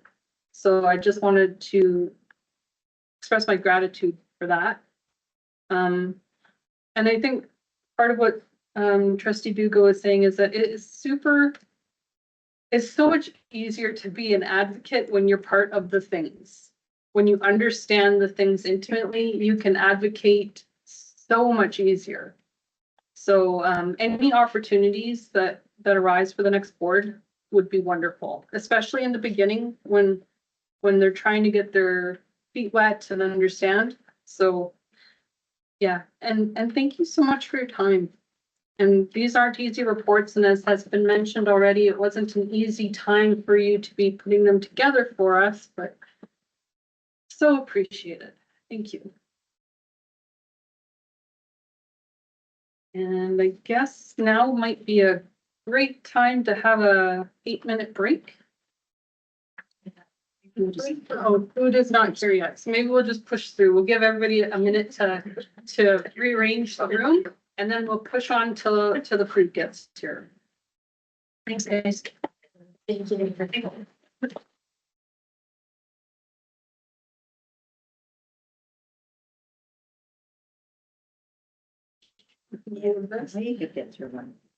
Okay, we're gonna try and get through one more item. We're going into number 7, action items.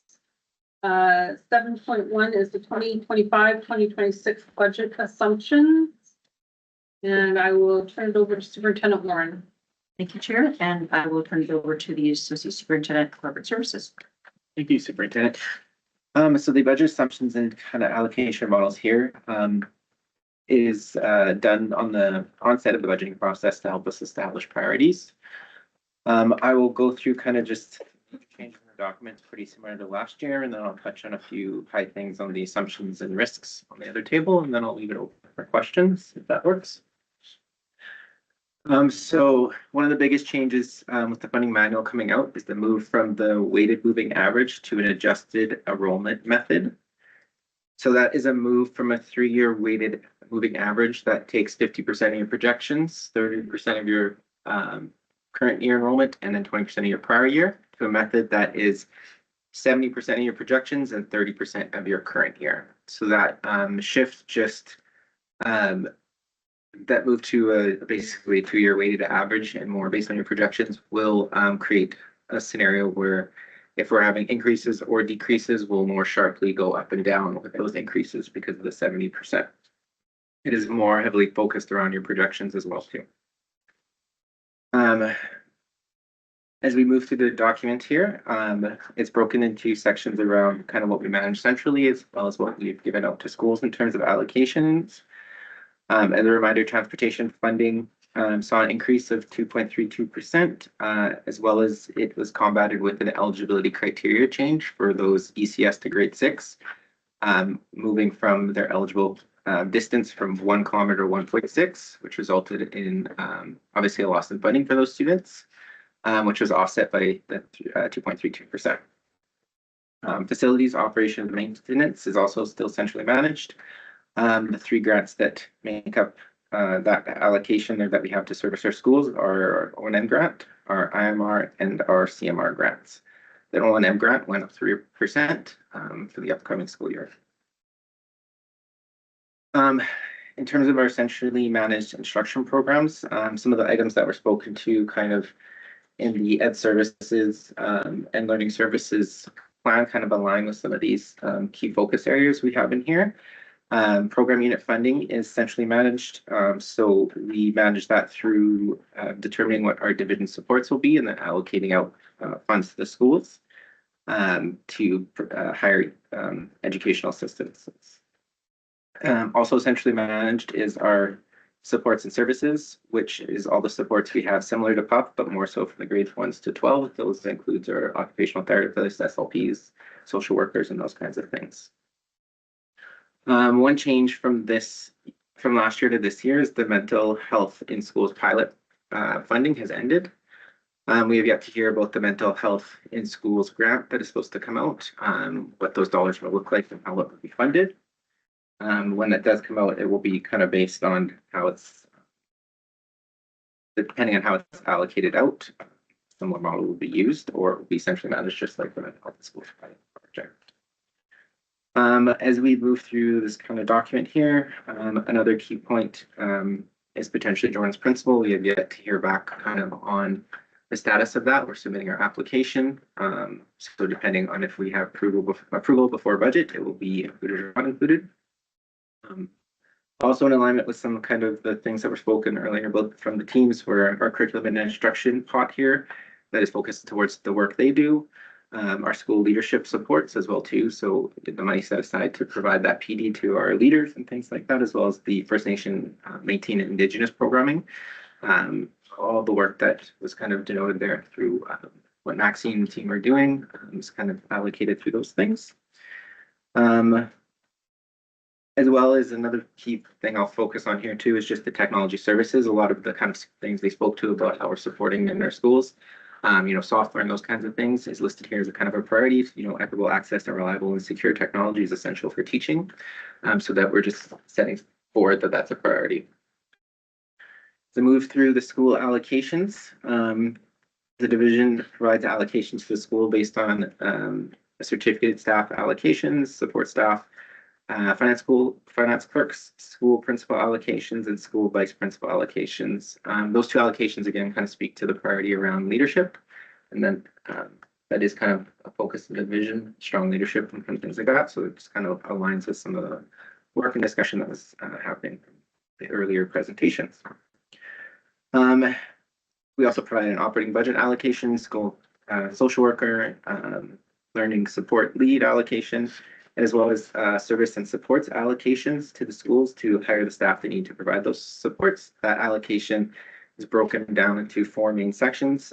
Program unit funding, so some of the PUF dollars that aren't used divisionally are given out to the schools, our EAs. First Nation maintain Inuit, same idea there. There's funds that aren't funds that we hold back to provide the division-wide supports. The remainder of those are then giving out to schools, as well as our specialized learning supports allocations and our English as additional learner allocation. That is kind of a summary of this part of the report. If there's any questions before I move on to the table. Trustee Bugle?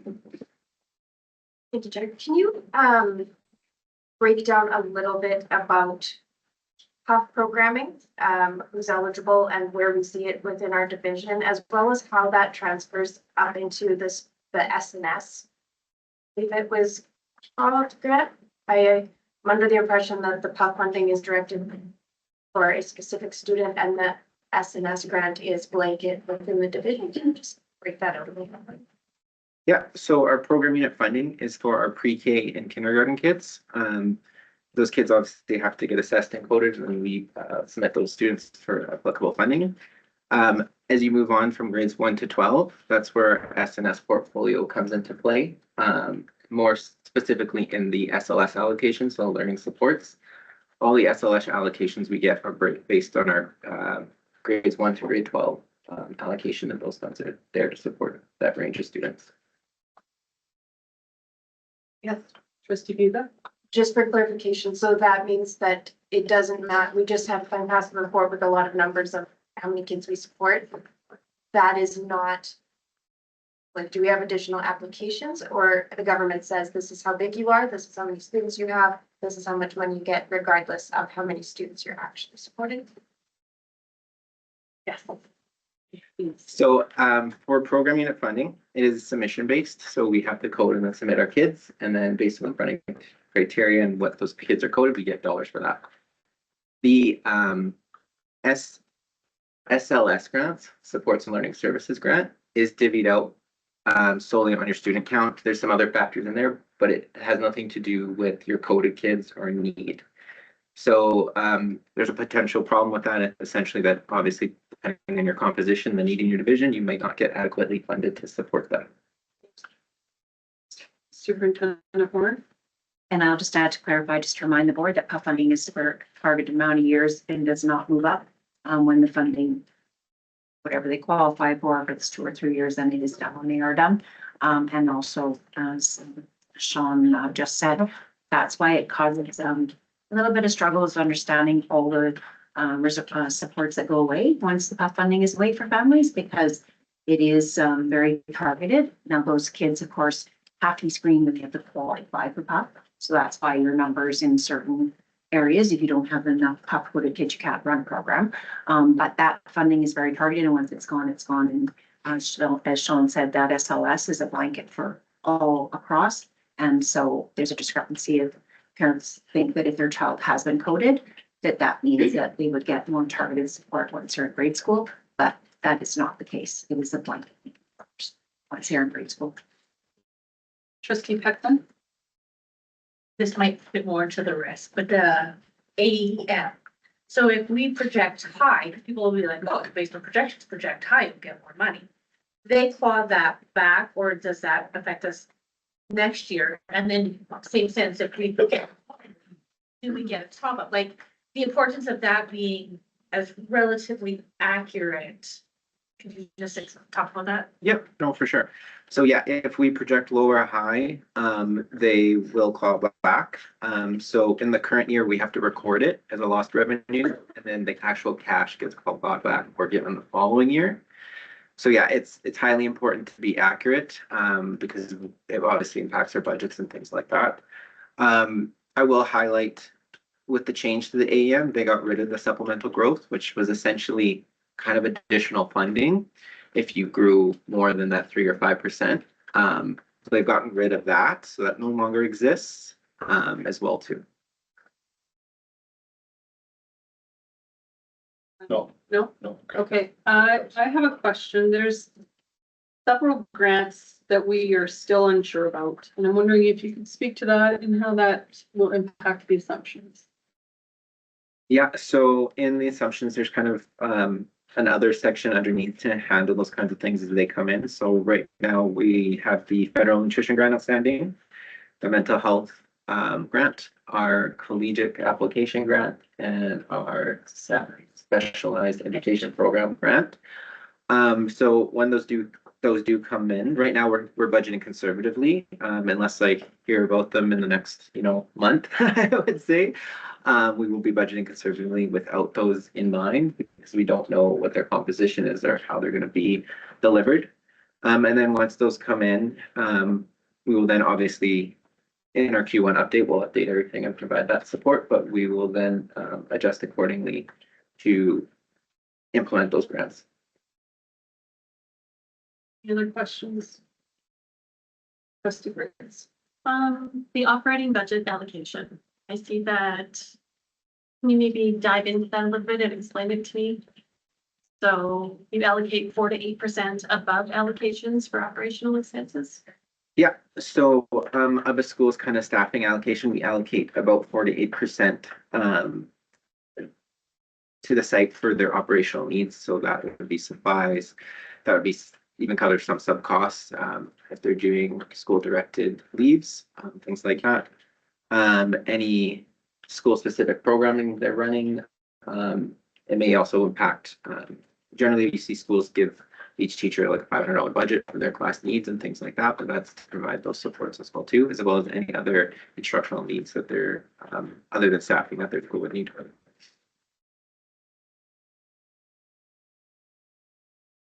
What's next? Yeah.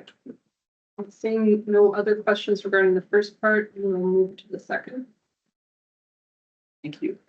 So the second attachment is just some of budget assumptions and risks. It's broken kind of down into categories. I'll just lightly touch on the categories as we move through here. So just operating reserves, just a reminder that the limit for this upcoming year has increased to 6%. Before it was in between that 3.5% range, depending on your school division. There's a little bit of a uncertainty right now with the job action and if there will be a callback from the government. So that is a potential risk and problem with our planning. Alberta government funding. So most of our funding is driven by the funding manual, which has been released. However, there's some on our outstanding grants, as board chair kind of alluded to here. So it does provide a little bit of risk in terms of those things as well too. But overall, the funding manual has been announced, so we do have kind of the guidelines that as well too. Enrollment is always kind of a bit of a risk because, you know, as best as we manage and try to predict, you never know what might happen. We are projecting a relatively stable. However, we are seeing throughout the division some peaks and some ebbs and flows is what I'll say. ECS is probably going down and our high school is going up is what it looks like, but overall as a division we're relatively flat, so just something to keep in mind. Operation and maintenance, so just in terms of that funding and grant overall, the risk is usually high around, you know, the tariff, construction cost inflation, and utilities. Obviously utilities are quite dependent on utilization and how much we use. We are in a kind of a fixed rate right now with a lot of our utilities, but that is something that is always a risk depending on the weather. We're hoping that the carbon tax relief, although will help offset some of those costs. In terms of fees are set on a cost recovery basis. So that should not be too difficult. And then other revenues have been based on historical trends and projections, things like that. Investment income is projected to be down. I do want to touch on that, just with the condition in the market and prime rate going down and things like that. It is projected to be moving down. I think we projected 2 or 3 prime rate decreases between now and next year. It's not a question. Okay. As we move on to more of the section on expenses here, I just want to highlight teacher compensation is increasing from that 111,000 to 112,800. This is twofold. Benefits overall are increasing. Some benefits we're seeing a decrease and some we're seeing an increase. Life is going up 4, extended disability 9, extended health is down by 1, dental 0.25, vision 5%. Of course, obviously the ones that are going up are the more expensive ones than the ones that are going down. So some of that is attributed to that, as well as just our overall FTE will be decreasing. And with that, it creates a shift of the composition of our teacher compensation to escalate slightly. Support staff, kind of the same idea. Averages are used just based on the position outlined. And they have been updated for the recent QP settlement, which has come with as we know, a huge cost associated with that, just for what was settled and the increase to our support staff costs. But as I just move in through insurance rates, I haven't gotten information quite back yet, but we're just expecting inflationary level increases. That's what we're planning for right now. If they get any information back about them being lower, we'll adjust accordingly. Historically, over the last little bit. They have just been inflationary increases. We have seen some minor decreases in certain areas, but we will, to be determined. We'll update you more throughout the budget process on that. We already kind of spoke about utilities, but then service supplies and contracts. It is assumed that for service supplies and contracts, we will have inflationary increases. Tariffs are still a bit of a risk, but again, we may have to adjust the services supplies and contracts based on allocations and kind of making sure that we're aligned with what dollars we do have in the allocations available. Any questions? Trustee Peckland? Sorry, and this might come out more in the budget. So the teacher compensation, like historically, there's a budget line item when they get an increase that the government backstops it and gives us the increase. QB, that's not a government funded, there's not gonna be a budget line for that. That's at 100% our cost with no increases from the government. Yep. Good point to point out. Yes, QB settlement is unfunded as well as any other settlements beside teacher settlements. So any other salary increases besides the teacher ones that we have to make because of the essentially precedent that's been set by the government are unfunded.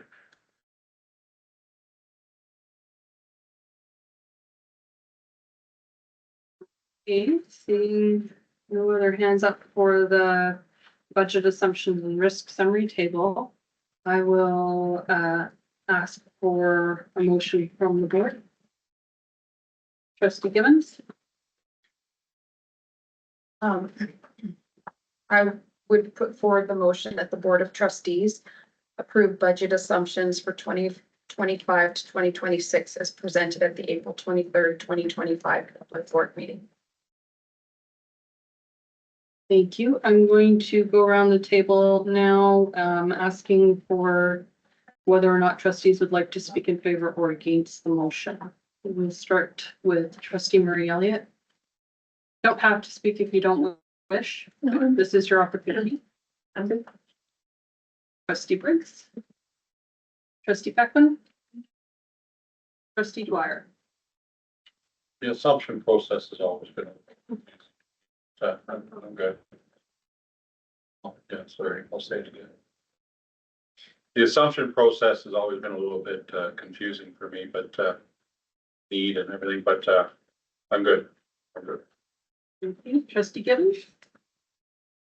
Thank you, Board Chair. I'm going to speak in favor of this motion. The budget assumptions, we've been discussing. I think it's been on our committee of the whole agenda since September, which I appreciate. And our assumptions are aligning with our education plan goals. So. Thank you. Trustee Yuga. Thank you, Chair. I will also speak in favor of this motion to actually vote on the budget assumptions, especially with so many grants outstanding but still up in the air despite the time of year and the timing of this process. I think that having these budget assumptions approved gives our financial team a good direction. I will speak in favor of the motion as well, for the same reasons as my colleagues to my right here have. So at this time, does anybody have anything different to add? Seeing none, I call the vote that the Board of Trustees approve budget assumptions for 2025, 2026 as presented at the April 23rd, 2025 public board meeting. All in favor? Carried unanimously. Thank you. Can I get an update? Lunch is here. All right, we are going to now break for lunch. We will return at 1 o'clock.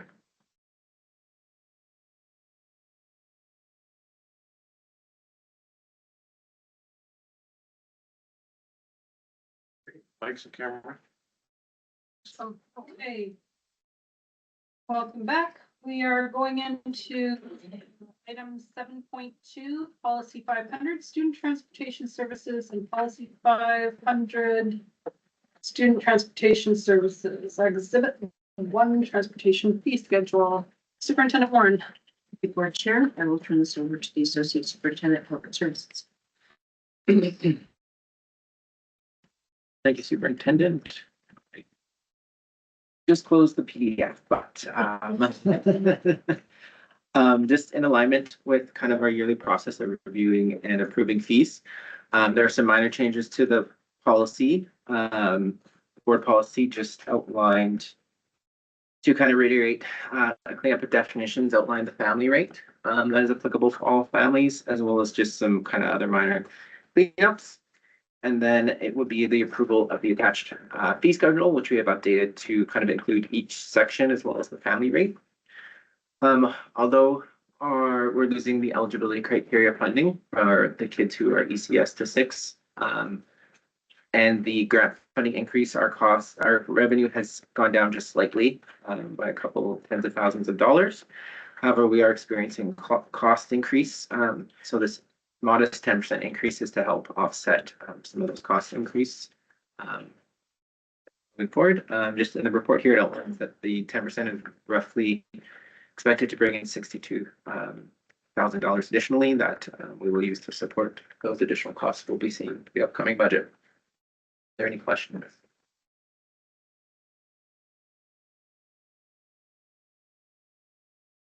No, I don't think there are.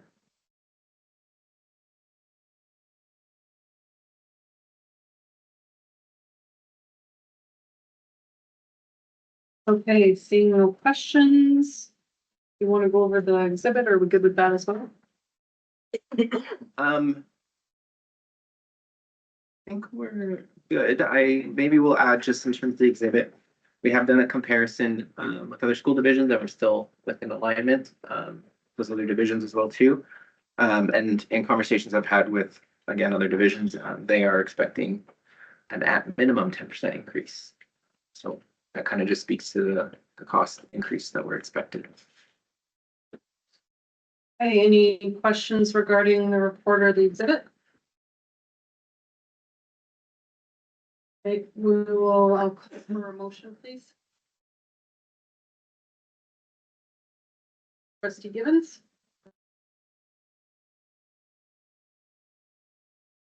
I would like to recommend the following motion that the Board of Trustees approve the edits to Board Policy 500, Student Transportation Services, and Policy 500, Student Transportation Services Exhibit 1, Transportation Fee Schedule, as presented at the public board meeting of April 23rd, 2025. Okay, we'll go around the table. Each trustee will have an opportunity to speak for or against the motion. Trustee Buga, would you start us off, please? Sure, thank you, Chair. I speak in favor of this motion. I appreciate looking at this every year, and I look forward to the day where we see some good, consistent transportation funding so that this doesn't have to be like a process each year. Trustee Gibbons?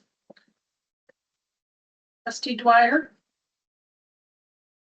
No, I support this. I'm glad that we're bringing family services out a little bit more, family rate, sorry, a little bit more clear, and the rate increases.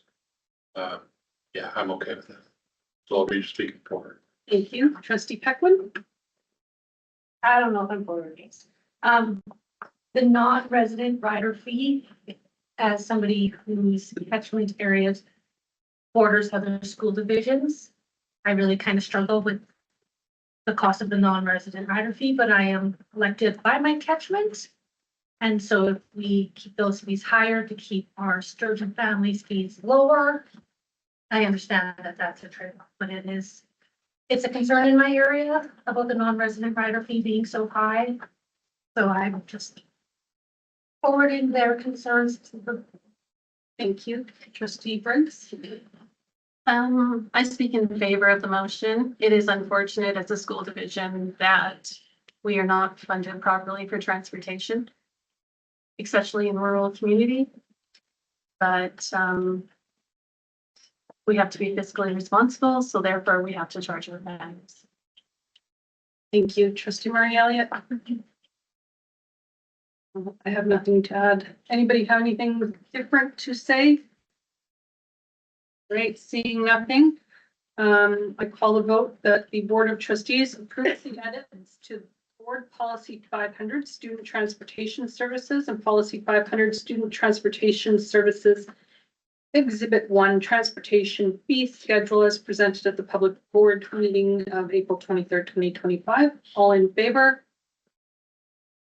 Carried unanimously. Thank you very much.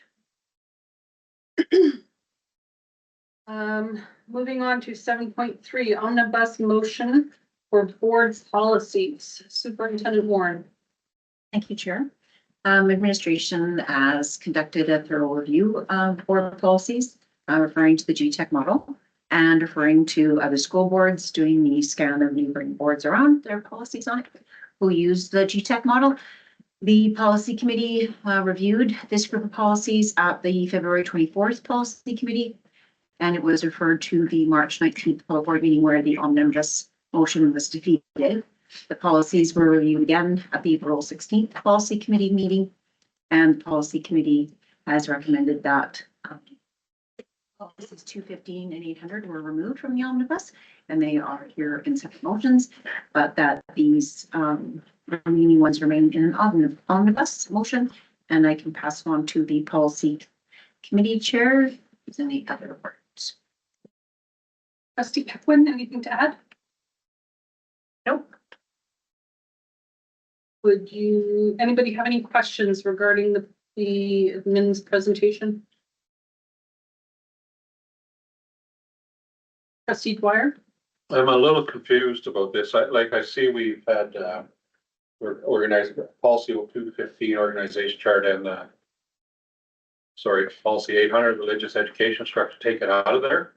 And I'm glad, but I'm a little confused on how this can be presented again when it was defeated. Unless somebody on that has part of the defeat brings a change forward. I'm not sure if this should be in front of us, but I am okay with the two that were considered out. You know, that does something for me, but I'm not sure of procedure here on this, and I would like to request that someone take this back and look at Rogers, and see what we're doing here. I believe it was, would trustee Vigo like to speak to? Go for it. Thank you, trustee Dwyer. Generally, yeah, there has to be some change or a reason to bring it back. This is not the same omnibus policy because it does not have the same policies included in it, so it's a different motion. Yeah, but they were all amongst the motion last time, right? Yeah. Yeah, so I'm happy about the two that got taken out of the concern. I'm just a little worried about process here. Yes, trustee. Please go ahead. Yeah, so we did look up in Robert's rules, and you can't bring up a defeated motion at the same meeting. You can bring up again at another meeting. Always to err on caution, we have adjusted the motion slightly so that it is different coming back. Trustee Briggs. So I have Robert's rules in front of me. If a motion has either been adopted or defeated during a meeting, at least one member who voted on the winning side, which would be trustee Murray Elliott, trustee Dwyer, or myself, can bring it up to reconsider. And neither one of us have brought that up to reconsider, so they cannot be brought up again. The motion might be a little bit different, but the content is the same. It has to be brought up within the same meeting if there's more information brought forward, but these motions cannot be brought back to the table. It would have to be one of us that would have to reconsider. But the motions are all different. The content is the same though. No, the omnibus motion originally had 7 policies that were up for rescindment. This is a motion, omnibus motion that consists of 5. in theory, it could have had an additional one that wasn't brought up in the original motion and made it 6, 5 original, 1 different, but this is just 5 different motions from the original omnibus. But they're the same policies. You just split them apart. Superintendent Warren? Sorry, just to clarify though, to remind the board, though, it went back to policy committee. This is coming again from policy committee because policies are the boards. That's why you bring it back. It was defeated and was brought to policy committee, and your policy committee is recommending the same thing for decision. Trustee Dwyer? I appreciate that, but our normal process was on our committees that the committee team, 3 members on that team would meet and bring that back to the council for discussion. This has come right from the policy meeting to public board. And again, I want to really state that it's great that those 2 that we had the concern are out. I just want to make sure process is being done properly. Trustee Bucca? Sorry, I feel like this, because it is 5 instead of 7. And it did come to committee football this morning when we asked, and there was no discussion on these at all. So I'm not sure, but I do believe that this is a new motion because it is a different omnibus. It is a different group of policies that we are looking at, that I would be in favor of putting through the vote. Trustee Dwyer? And that's fair, Trustee Stacy, but it's when that question came in Cal this morning, I actually stated there's a couple of things I want to deal with in public, and that's what I'm dealing with now. I didn't want to deal with it in Cal. Okay, we will recess for 10 minutes to review procedure and return at 1:21. Thank you.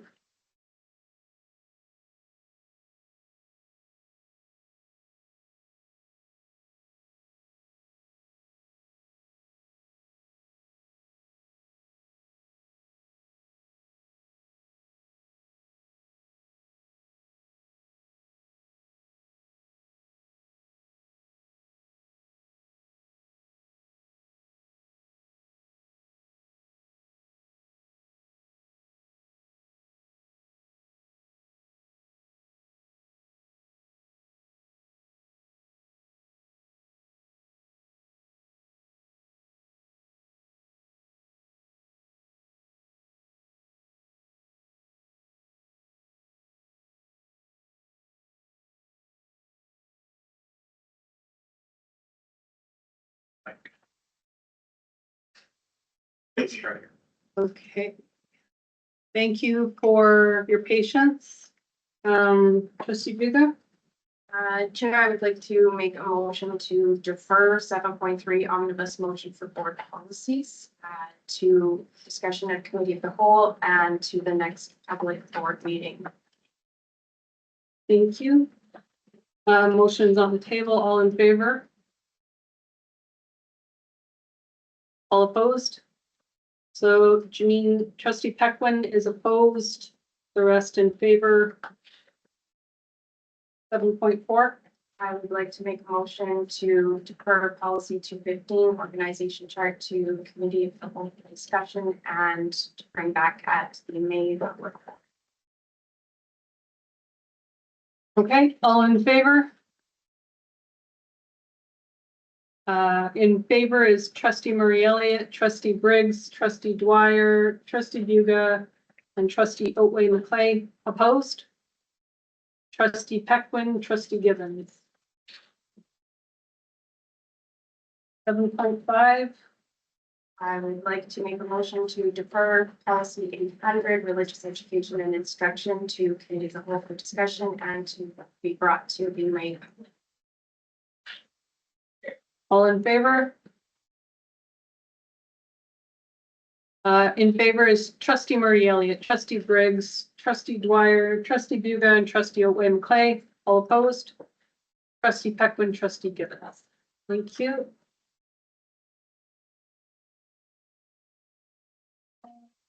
Eight point three, as we've already addressed 8.1 and 8.2 earlier. 8.3 is quarterly financial report and forecast, April 2025. Superintendent Warren? Thank you, Chair, and I will turn it over to the Associate Superintendent of Services. I'm gonna turn all the fun over to our executive director here in a second. I just want to remind everyone that this is our Q2, so as of February 28th, one more will be coming for Q3. So please go ahead. Great. Thank you very much. I'll probably be brief with this. This is the Q2 report to the end of February 28th, 2025. In going through the reports, revenues are on track. We're 50% of the year. Revenues are in around the 50% mark, which is a good place to be for us. Expenses are a little bit lower than the 50%, and the bigger contributor to that will be the labor action that occurred. So that would encompass half of January and all of February. And that is fairly illustrated on expenses by month, and you can see the drop off under the non-certificated salaries and wages. There aren't any other, I think, big surprises with where we're at. The labor action has a bit of an impact, but we'll see the results of that by Q3. Sure if there's anything else you'd like me to touch on at this point, but any questions? Questions regarding Q2 reporting? Trustee Peckman? So if there's a claw back, that will show up in whenever they take it back. So our Q3, like our expenses may be doubled because they've clawed it back, or would be its own line, like how? Odds are if it's a reduction of funding, it'll be a reduction of revenue then. So they'll come back to us and say, okay, well, we shouldn't have funded you X dollars based on whatever number they determine, but That'll show up in whatever quarter we want back, right? Yeah. Thank you.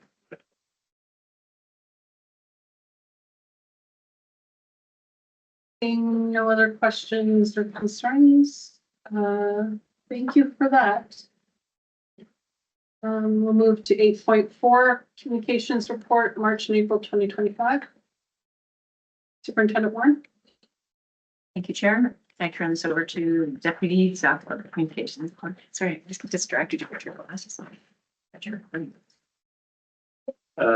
thank you, Chair. For board's information is some of the highlights that the communications team has been doing.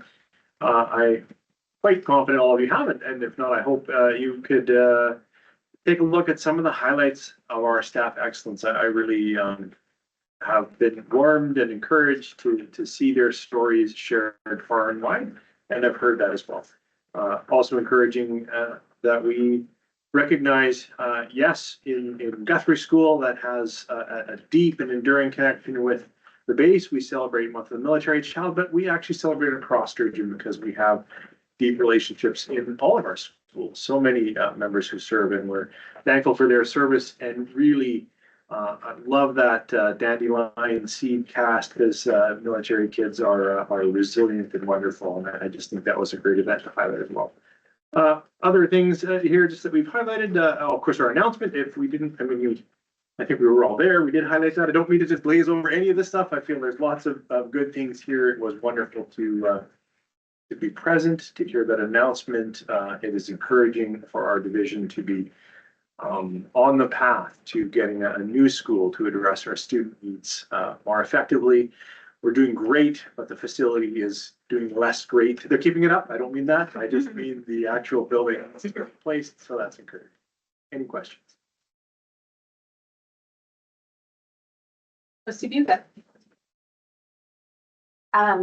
Just a comment, really. I really appreciate the positivity that comes from our communications reports, even despite some challenges within our division. But this whole year, I think, has still come across fairly positive as far as what we are putting out is that our teachers are great, our students are learning, and our schools are still thriving no matter what is thrown at us. And I really appreciate that targeted focus and not just silence, because sometimes silence is quite loud as well. But we really did a great job of continuing those celebrations and making sure that our students and our staff are celebrated. Any other comments? Trustee Briggs? I always love the communications report. I think it just keeps getting better and better. I have to say, I was shocked yesterday driving down 97th Street and seeing a billboard on 97th Street for Guthrie School. I didn't expect it. I had to look twice that we're advertising in the city. So, yeah. I believe that is an initiative that started last year, mostly in response to the overcrowding in the Edmonton Public Schools, but also trying to let some of the northern residents know that Guthrie was a city. Yeah, and it has been quite successful, quite well received. I'll speak a little bit to it in my chair's report.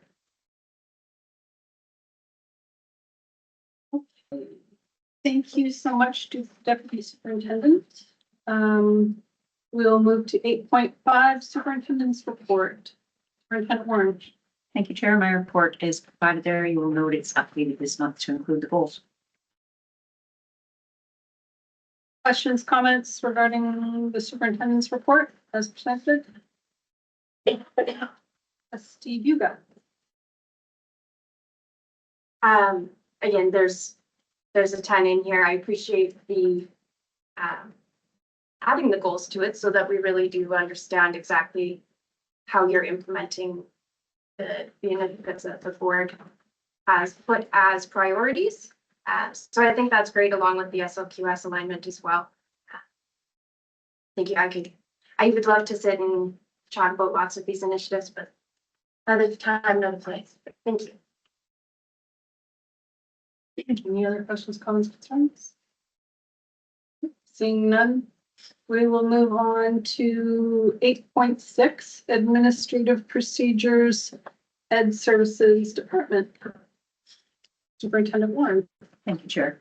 So provide as information, it's a review of our admin procedures on our regular rotation. And so as part of our review this year is 310, which is offsite activities.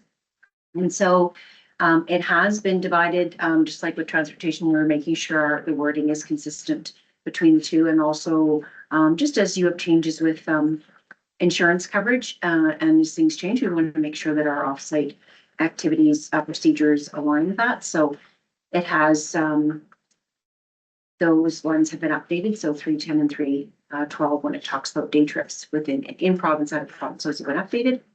And then the other one was 815 and 820 were the other two that came forward for review. And so we take in procedures, they do go to our admin council, we get a review, the senior team here reviews them, and we're always double checking with recent legislation before we make changes to our admin procedures. So they are provided as information. Questions, comments? Just leave it. I know it's come up a bit at kind of in insurance talks at the trustee board tables as well, but with prohibited activities and risk management, all that kind of stuff. What is the SPEARS guidelines?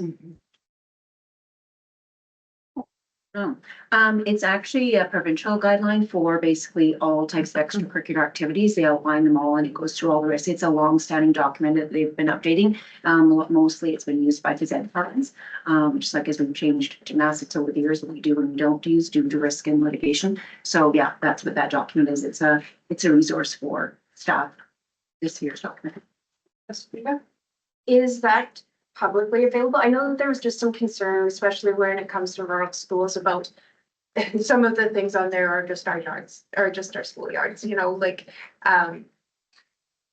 is that publicly available that we can just take a look? Or yeah, if you find the document and send it to you, it's a public document. It's basically going through, because again, like you said, sometimes, I mean, it sounds like But it is fields, but again, it's like litigation. Our job is you have a duty to care, right? And so, the main part about that document is, and I think it was, I forget whose presentations, I think Teresa did this with the board too, but when you go with risk factors, they always take recent case law, things that have happened, instance, where has the duty to care. So for example, like I'll use a ski trip, for example, very high risk. Why do kids have to have the lesson before they can go on the hill? Because we have to show we've done the steps to try to be preventative to alleviate those risks in some way. So that's what that spheres document is about, is just to make sure that, have you done the steps needed to, is it the care of a average parent, or is this an activity that requires a little extra training before the kids could go to make sure we're covered? So that's kind of what the spheres document is. But yeah, it's a public document and I can share it. And I have to make sure it's the most up to date because I'm not sure what year that was. Do you want to talk about it? Is it in this one? Spheres? Yeah, it's in 310. I added it to 310. There's a link. So if you go into administrative procedures 310, offset activities, it's in there under insurance. And just in regards to prohibited activities, I work with principals to potentially allow some of those things as long as we've got the required insurance. So some of them do still happen. So you're aware. Trustee Peckman? Procedure 815, where we have taken out the recommended minimum credit load, we've dropped that from grade 11 to 35 and grade 12 to 30. What? Oh, that's changes in, so it was changes to requirements in the guide to education for, that's what's so in that, for the credit load? Yeah. Yeah. So 40, 35, 30, yeah. Yeah, it matches It matches the, funding as well too, the yeah, funding funding. manual. So we had to update it. Sorry, that was a me change. That was I suggested a problem. long time ago. I forgot. Trustee Peckman? So can they take more credits if they want? All kids can take as many credits as they want, absolutely. Yeah, this is the, when it looks at it, this is your minimum credit, right?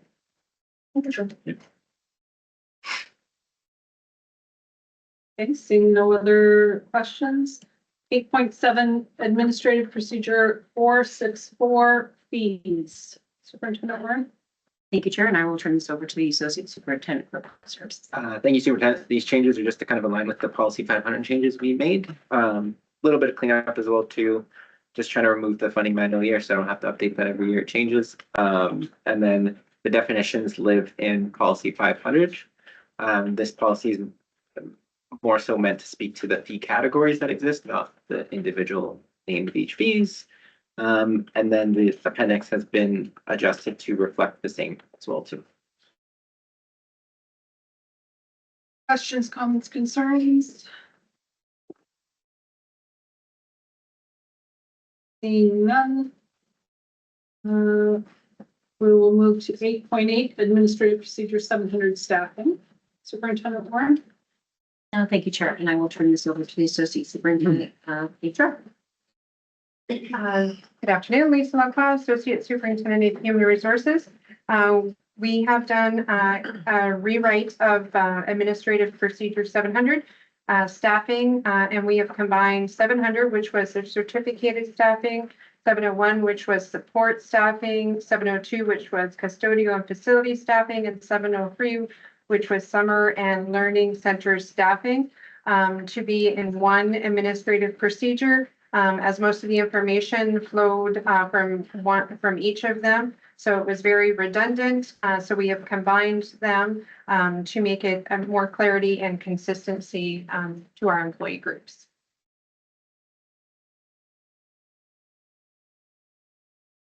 Questions? Seeing none, we will move to 8.9 Administrative Procedure 721 Staff Professional Development. Superintendent Warren? Thank you. So again, this AP 721 Teaching and Professional Development, it's undergone a very comprehensive review. So all the procedures that related to any type of professional learning across the division were looked at. And we wanted, again, clarity and consistency.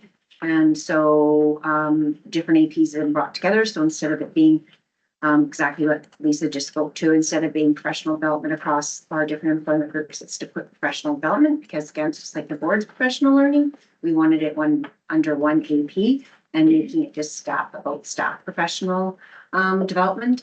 And you'll now see that this AP actually will fall between HR and the Deputy Ed Services, because professional development, the development of it for the different employment groups come out of both those offices. So now it will fall under the Associate of HR and the Deputy, this new AP. And I'm not sure if, Lisa, if you wanted to add anything else to what I said on it. No, I think that's very clear, and because we do, as the superintendent has stated, Ed Services does take on a lot of the certificated staffing training, and then HR will do some of the support staff training. So hence why we're going to work in conjunction with each other.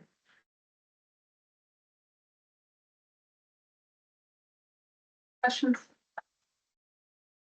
Trustee Viga?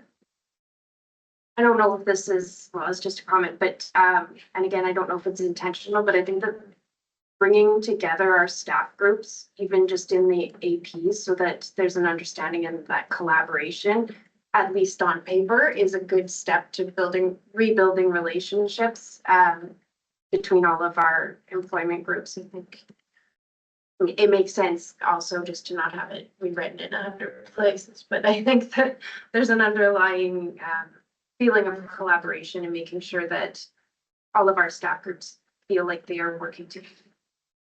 And I just add, thank you, Christy Buga, and just to follow up on that, as with the APs, it's just like when we're looking at professional growth plans, they're mandated for if you have a teaching certificate and so you're leader, but we want that for all of our staff to do, professional growth plan, how do you want to grow? As reported to the board before, Sturgeon County, we actually have 2 of our central office staff participating in their leadership training. They held 2 spots for us. And so that was reported to the board. That's when we met with them all, Sturgeon County, and we were trying to look at things that we could collaborate on for sharing, whether it was ASIS training, suicide risk training, stuff like that. And so we have 2 people that are actually in their leadership. So that is our goal, is to make us more uniform across the division, no matter what role you're in, that we have professional growth plans. Our PD, we're looking for PD because we want everybody to grow and learn. And yes, to make it more consistent because we are a team. So thank you.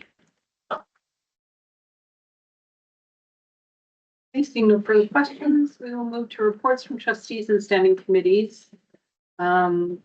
I can kick us off with the chair's report. It's in the package for your review.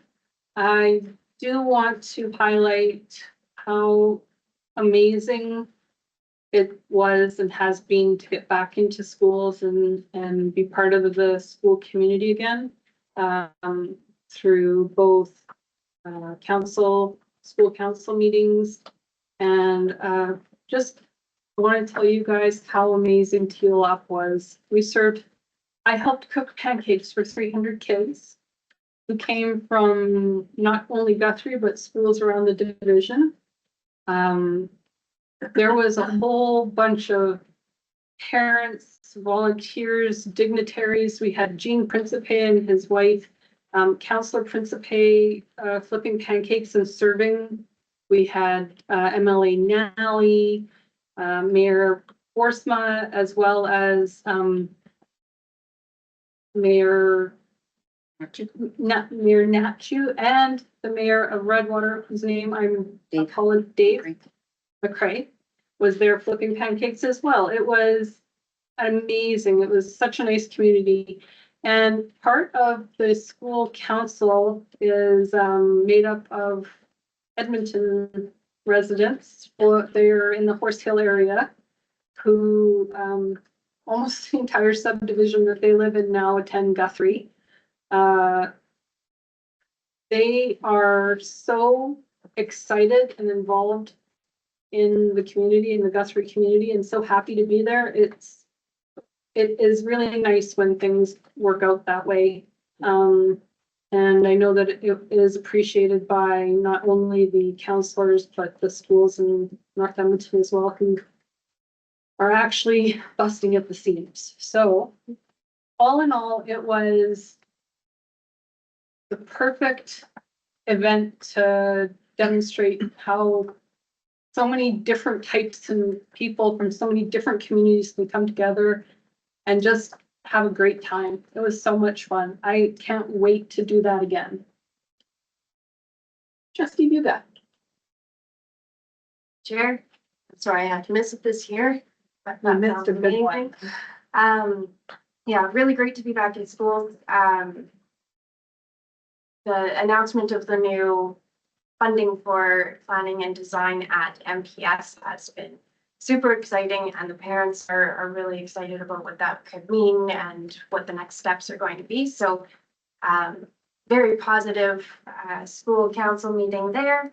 And I'm looking forward to one of my very favorite nights of the year, which is the Sturgeon Night of Music coming up next. And everything else, there's a report in there. Trustee Gibbons? My report has been submitted. I realized I forgot to put on that I attended the Zone 2-3 meeting on April 14th, which made me miss TLF. Yeah. Thank you. Trustee Dwyer? Yeah, it's been, everything that everybody can, but one of the things we had a play at, Camilla, they're doing it a little different this year. They just had a fairly local thing to the school instead of all of, that was really good. But actually, some of the grade 7s, 8s, there was some grade 6 there, how they remember all those lines so well. But anyways, it was good. And, parent council meeting and that, we're missing, on the financial side, did have no president or vice president right now. We'll get that fixed, but that was kind of strange for our community, so. Sure why that happened. Was that the PFA or the Yeah, my mind, what do you call it? fundraising? Fundraising side. Oh, okay. Yeah, that. Let's see. What's your fundraising called, guys? The parent fundraising at PFA. Yeah, fundraising. Yeah. Yeah, that's the one. And that's basically all. Thank you. Trustee Peckham? My report was submitted on time. Sorry. The regular stuff's there. I've been spending a lot of time in schools watching some junior high badminton. That's not on the reports, so that's been fun. Trustee Briggs? My report has been submitted. I need to amend the Balmacor Community School Council meeting that I did not attend last night, so if I can just amend that in the minutes. The highlights were, of course, the funding announcement from Warrenville Public School. That's always a highlight. I hope we get more schools coming our way. And another highlight was the business partner engagement. It was really nice seeing our community come together to take part on creative ways to retain our children in our communities. Trustee Marialia? My report has been submitted. The highlight has been being in the schools, and that encompasses the Warrenville funding announcement and the student advisory committee and the community, even though it wasn't in the school, but school council for the first time in months was so nice to be back and talking to the parents. And I just want to share something that was going on in Sturgeon Heights. And that was how they used their ASCE grant this year. And you might want to pass this on to your schools. They started a book club. So the book they chose was called The Endless Generation. And they had 18 participants, most of whom are not involved in the school in volunteer ways or school council or fundraising. So they were able to entice a lot of new people in, and I believe they were going to break the book into 3 and then have 3 meetings. So I think they've done the first part of that. So I thought that was a brilliant idea. The parents also mentioned that some of their students, I think there were 12 students from Sturgeon Heights, attended Teal up at Guthrie and loved it. So good job on everyone who put that together. And Just a reminder that the Little Princess from Sturgeon Heights Musical Theater is going to be at MCC here on May 21st, Or when is that? May 21st. Thank you for sharing. That is a great idea, actually, the book club idea. I'm going to, with your grace, present that to my two groups. Okay, committee of the whole report. Has everybody had an opportunity to look it over?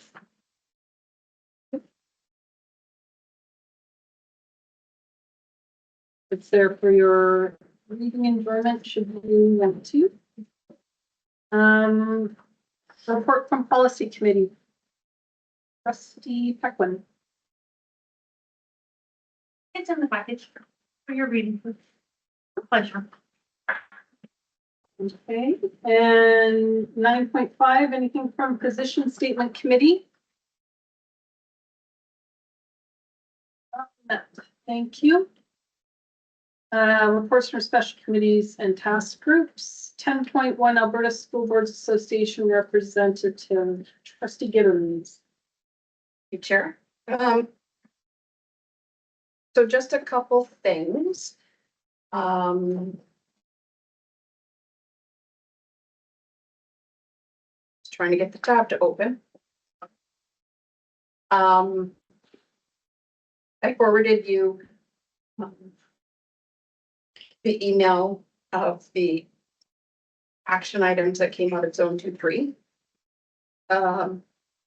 They, of course, talked about the proposed meeting dates for 25-26 school year. Being that the November and the February dates were going to be a little different. I think it's just something we just need to keep in a record for the next board coming in so that they know when those meetings are going to be. And then the directors, we're looking for information on the student health needs, increasing complexity and the supports not being able to be kept pace with that need and the strain that's being put on staff and education resources for their advocacy. And so there was a lot of discussion that happened. And if we had any other information that we wanted to contribute, we could email Dr. Aboud. But pretty much everything that had been discussed at the meeting is what I'd heard at the board table of our concerns with complexity and supports, which always comes back to funding.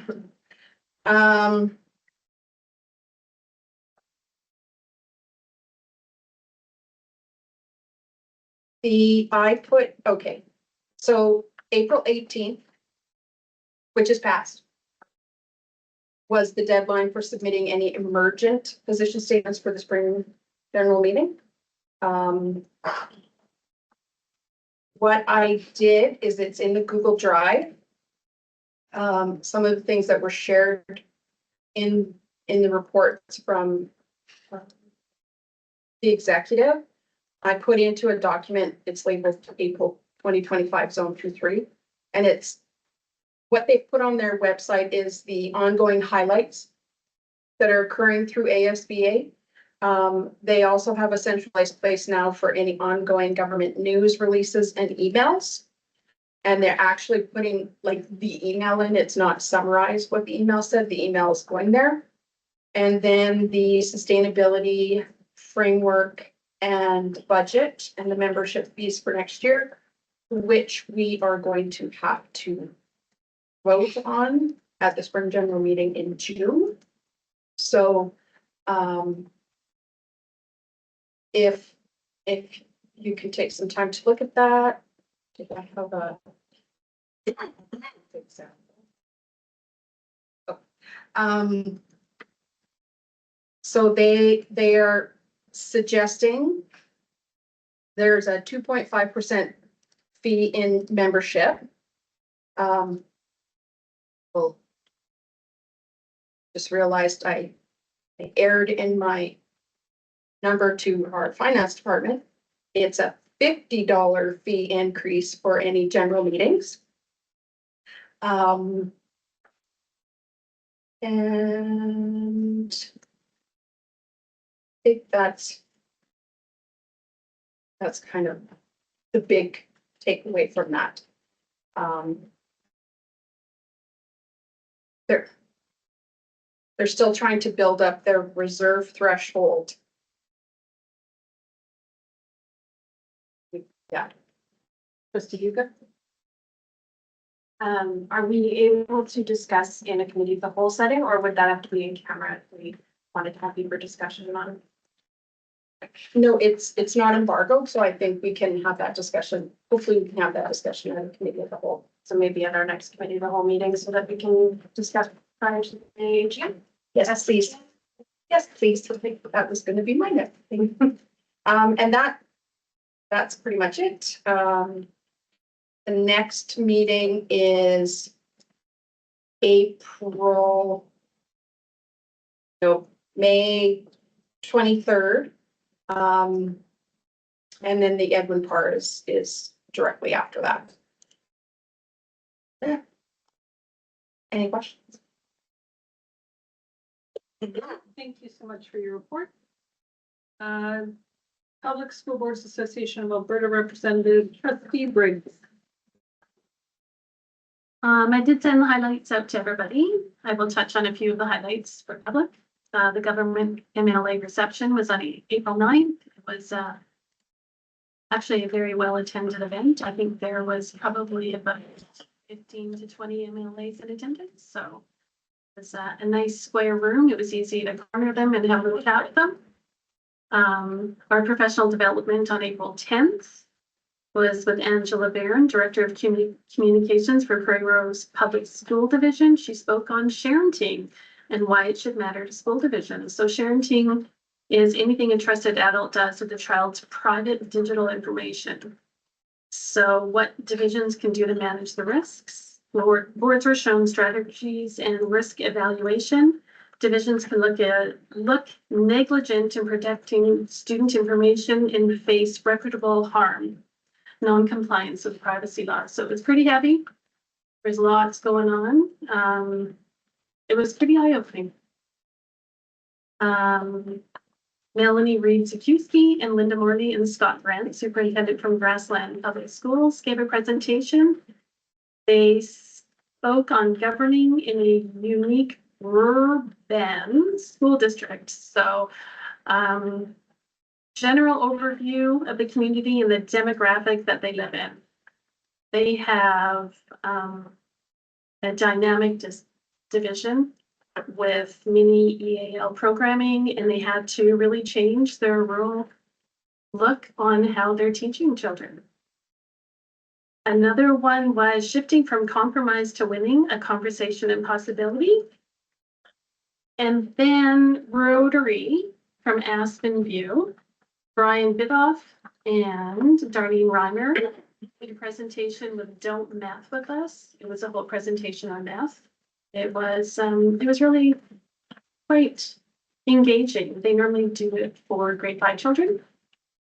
And similar to the DARE program, but targeted to math. This math is in all of our communities. We did have a dinner speaker, Graham Thompson. He was interesting. He did talk a lot about the political landscape, but a lot of people felt it was very one-sided as he is a reporter. So they just kind of left it at that. There's a lot going on in the political landscape. There is potential options being considered for a slight membership increase, so we can talk about that. And other than that, thank you. 10.3 Rotary report, Trustee Dwyer. Yeah, there's a couple things. Our Interact group at Sturgeon Cop, we supported them in a bottle drive. I believe there's going to be about $1,700 go to them. So we're gonna discuss that, next executive, what amount, it was 1,700 raised. So how much of that would go to them? And then also, I've talked about it before, the RCMP and our SRO officers, huge, are putting together a huge program in the summer in July for 3 days. And they'll be doing it all at the River Kavar facility. They'll be staying overnight there and everything. And meals all supplied and all that stuff. And Rotary will be a big sponsor of that event. And it's gonna be really interesting for our high school kids from grade, well, they're going from grade 9 to 12, but my guess, the way they were talking, it'd probably be more grade 11 and 12s. But I mean, they're gonna have SWAT teams there, dog teams, and ident teams, EMCs, just every part of emergency service is gonna be there in those 3 days. And talking to these young people about what it means to be a part of that in their lives and stuff like that. So I think it's cool. I think it's gonna be an interesting, program in the town. Rotary is a big part of that. So, and the Interact group, I mean, they're doing fantastic stuff. They're there every time we need them, and we're raising money and they're filling their bank account, donating to places. So that's our high school kids at work. That's it. Thank you. We're very fortunate to have such an engaged Rotary in our community and working with our schools. So thank you for the report. 10.4 Chamber of Commerce meetings. I can speak to St. Albert's. It is always in conflict with one of our meetings. I'm hoping to try and attend an evening meeting here coming up in the next month. Anybody else with Chamber of Commerce? Trustee Duga?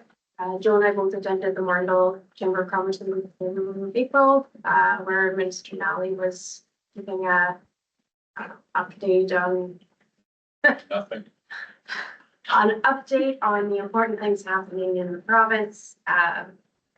Where I was grateful Trustee Dwyer brought up the fact that it was just the day before that we did the big announcement of our Marndell public funding, so that was good to have it said out loud by the minister in the room. And just on that, I have to say, well, I think I did say it in one of the meetings, but I couldn't believe his response. Oh yeah, we're building a new school in Morville, and then went on to the next one. That's interesting. That's basically what he said. Does speak volumes. 10.5 Community Services Advisory Board. Trustee Briggs. I have no report at this time. Thank you. No unfinished business. Do we have questions or comments from the gallery?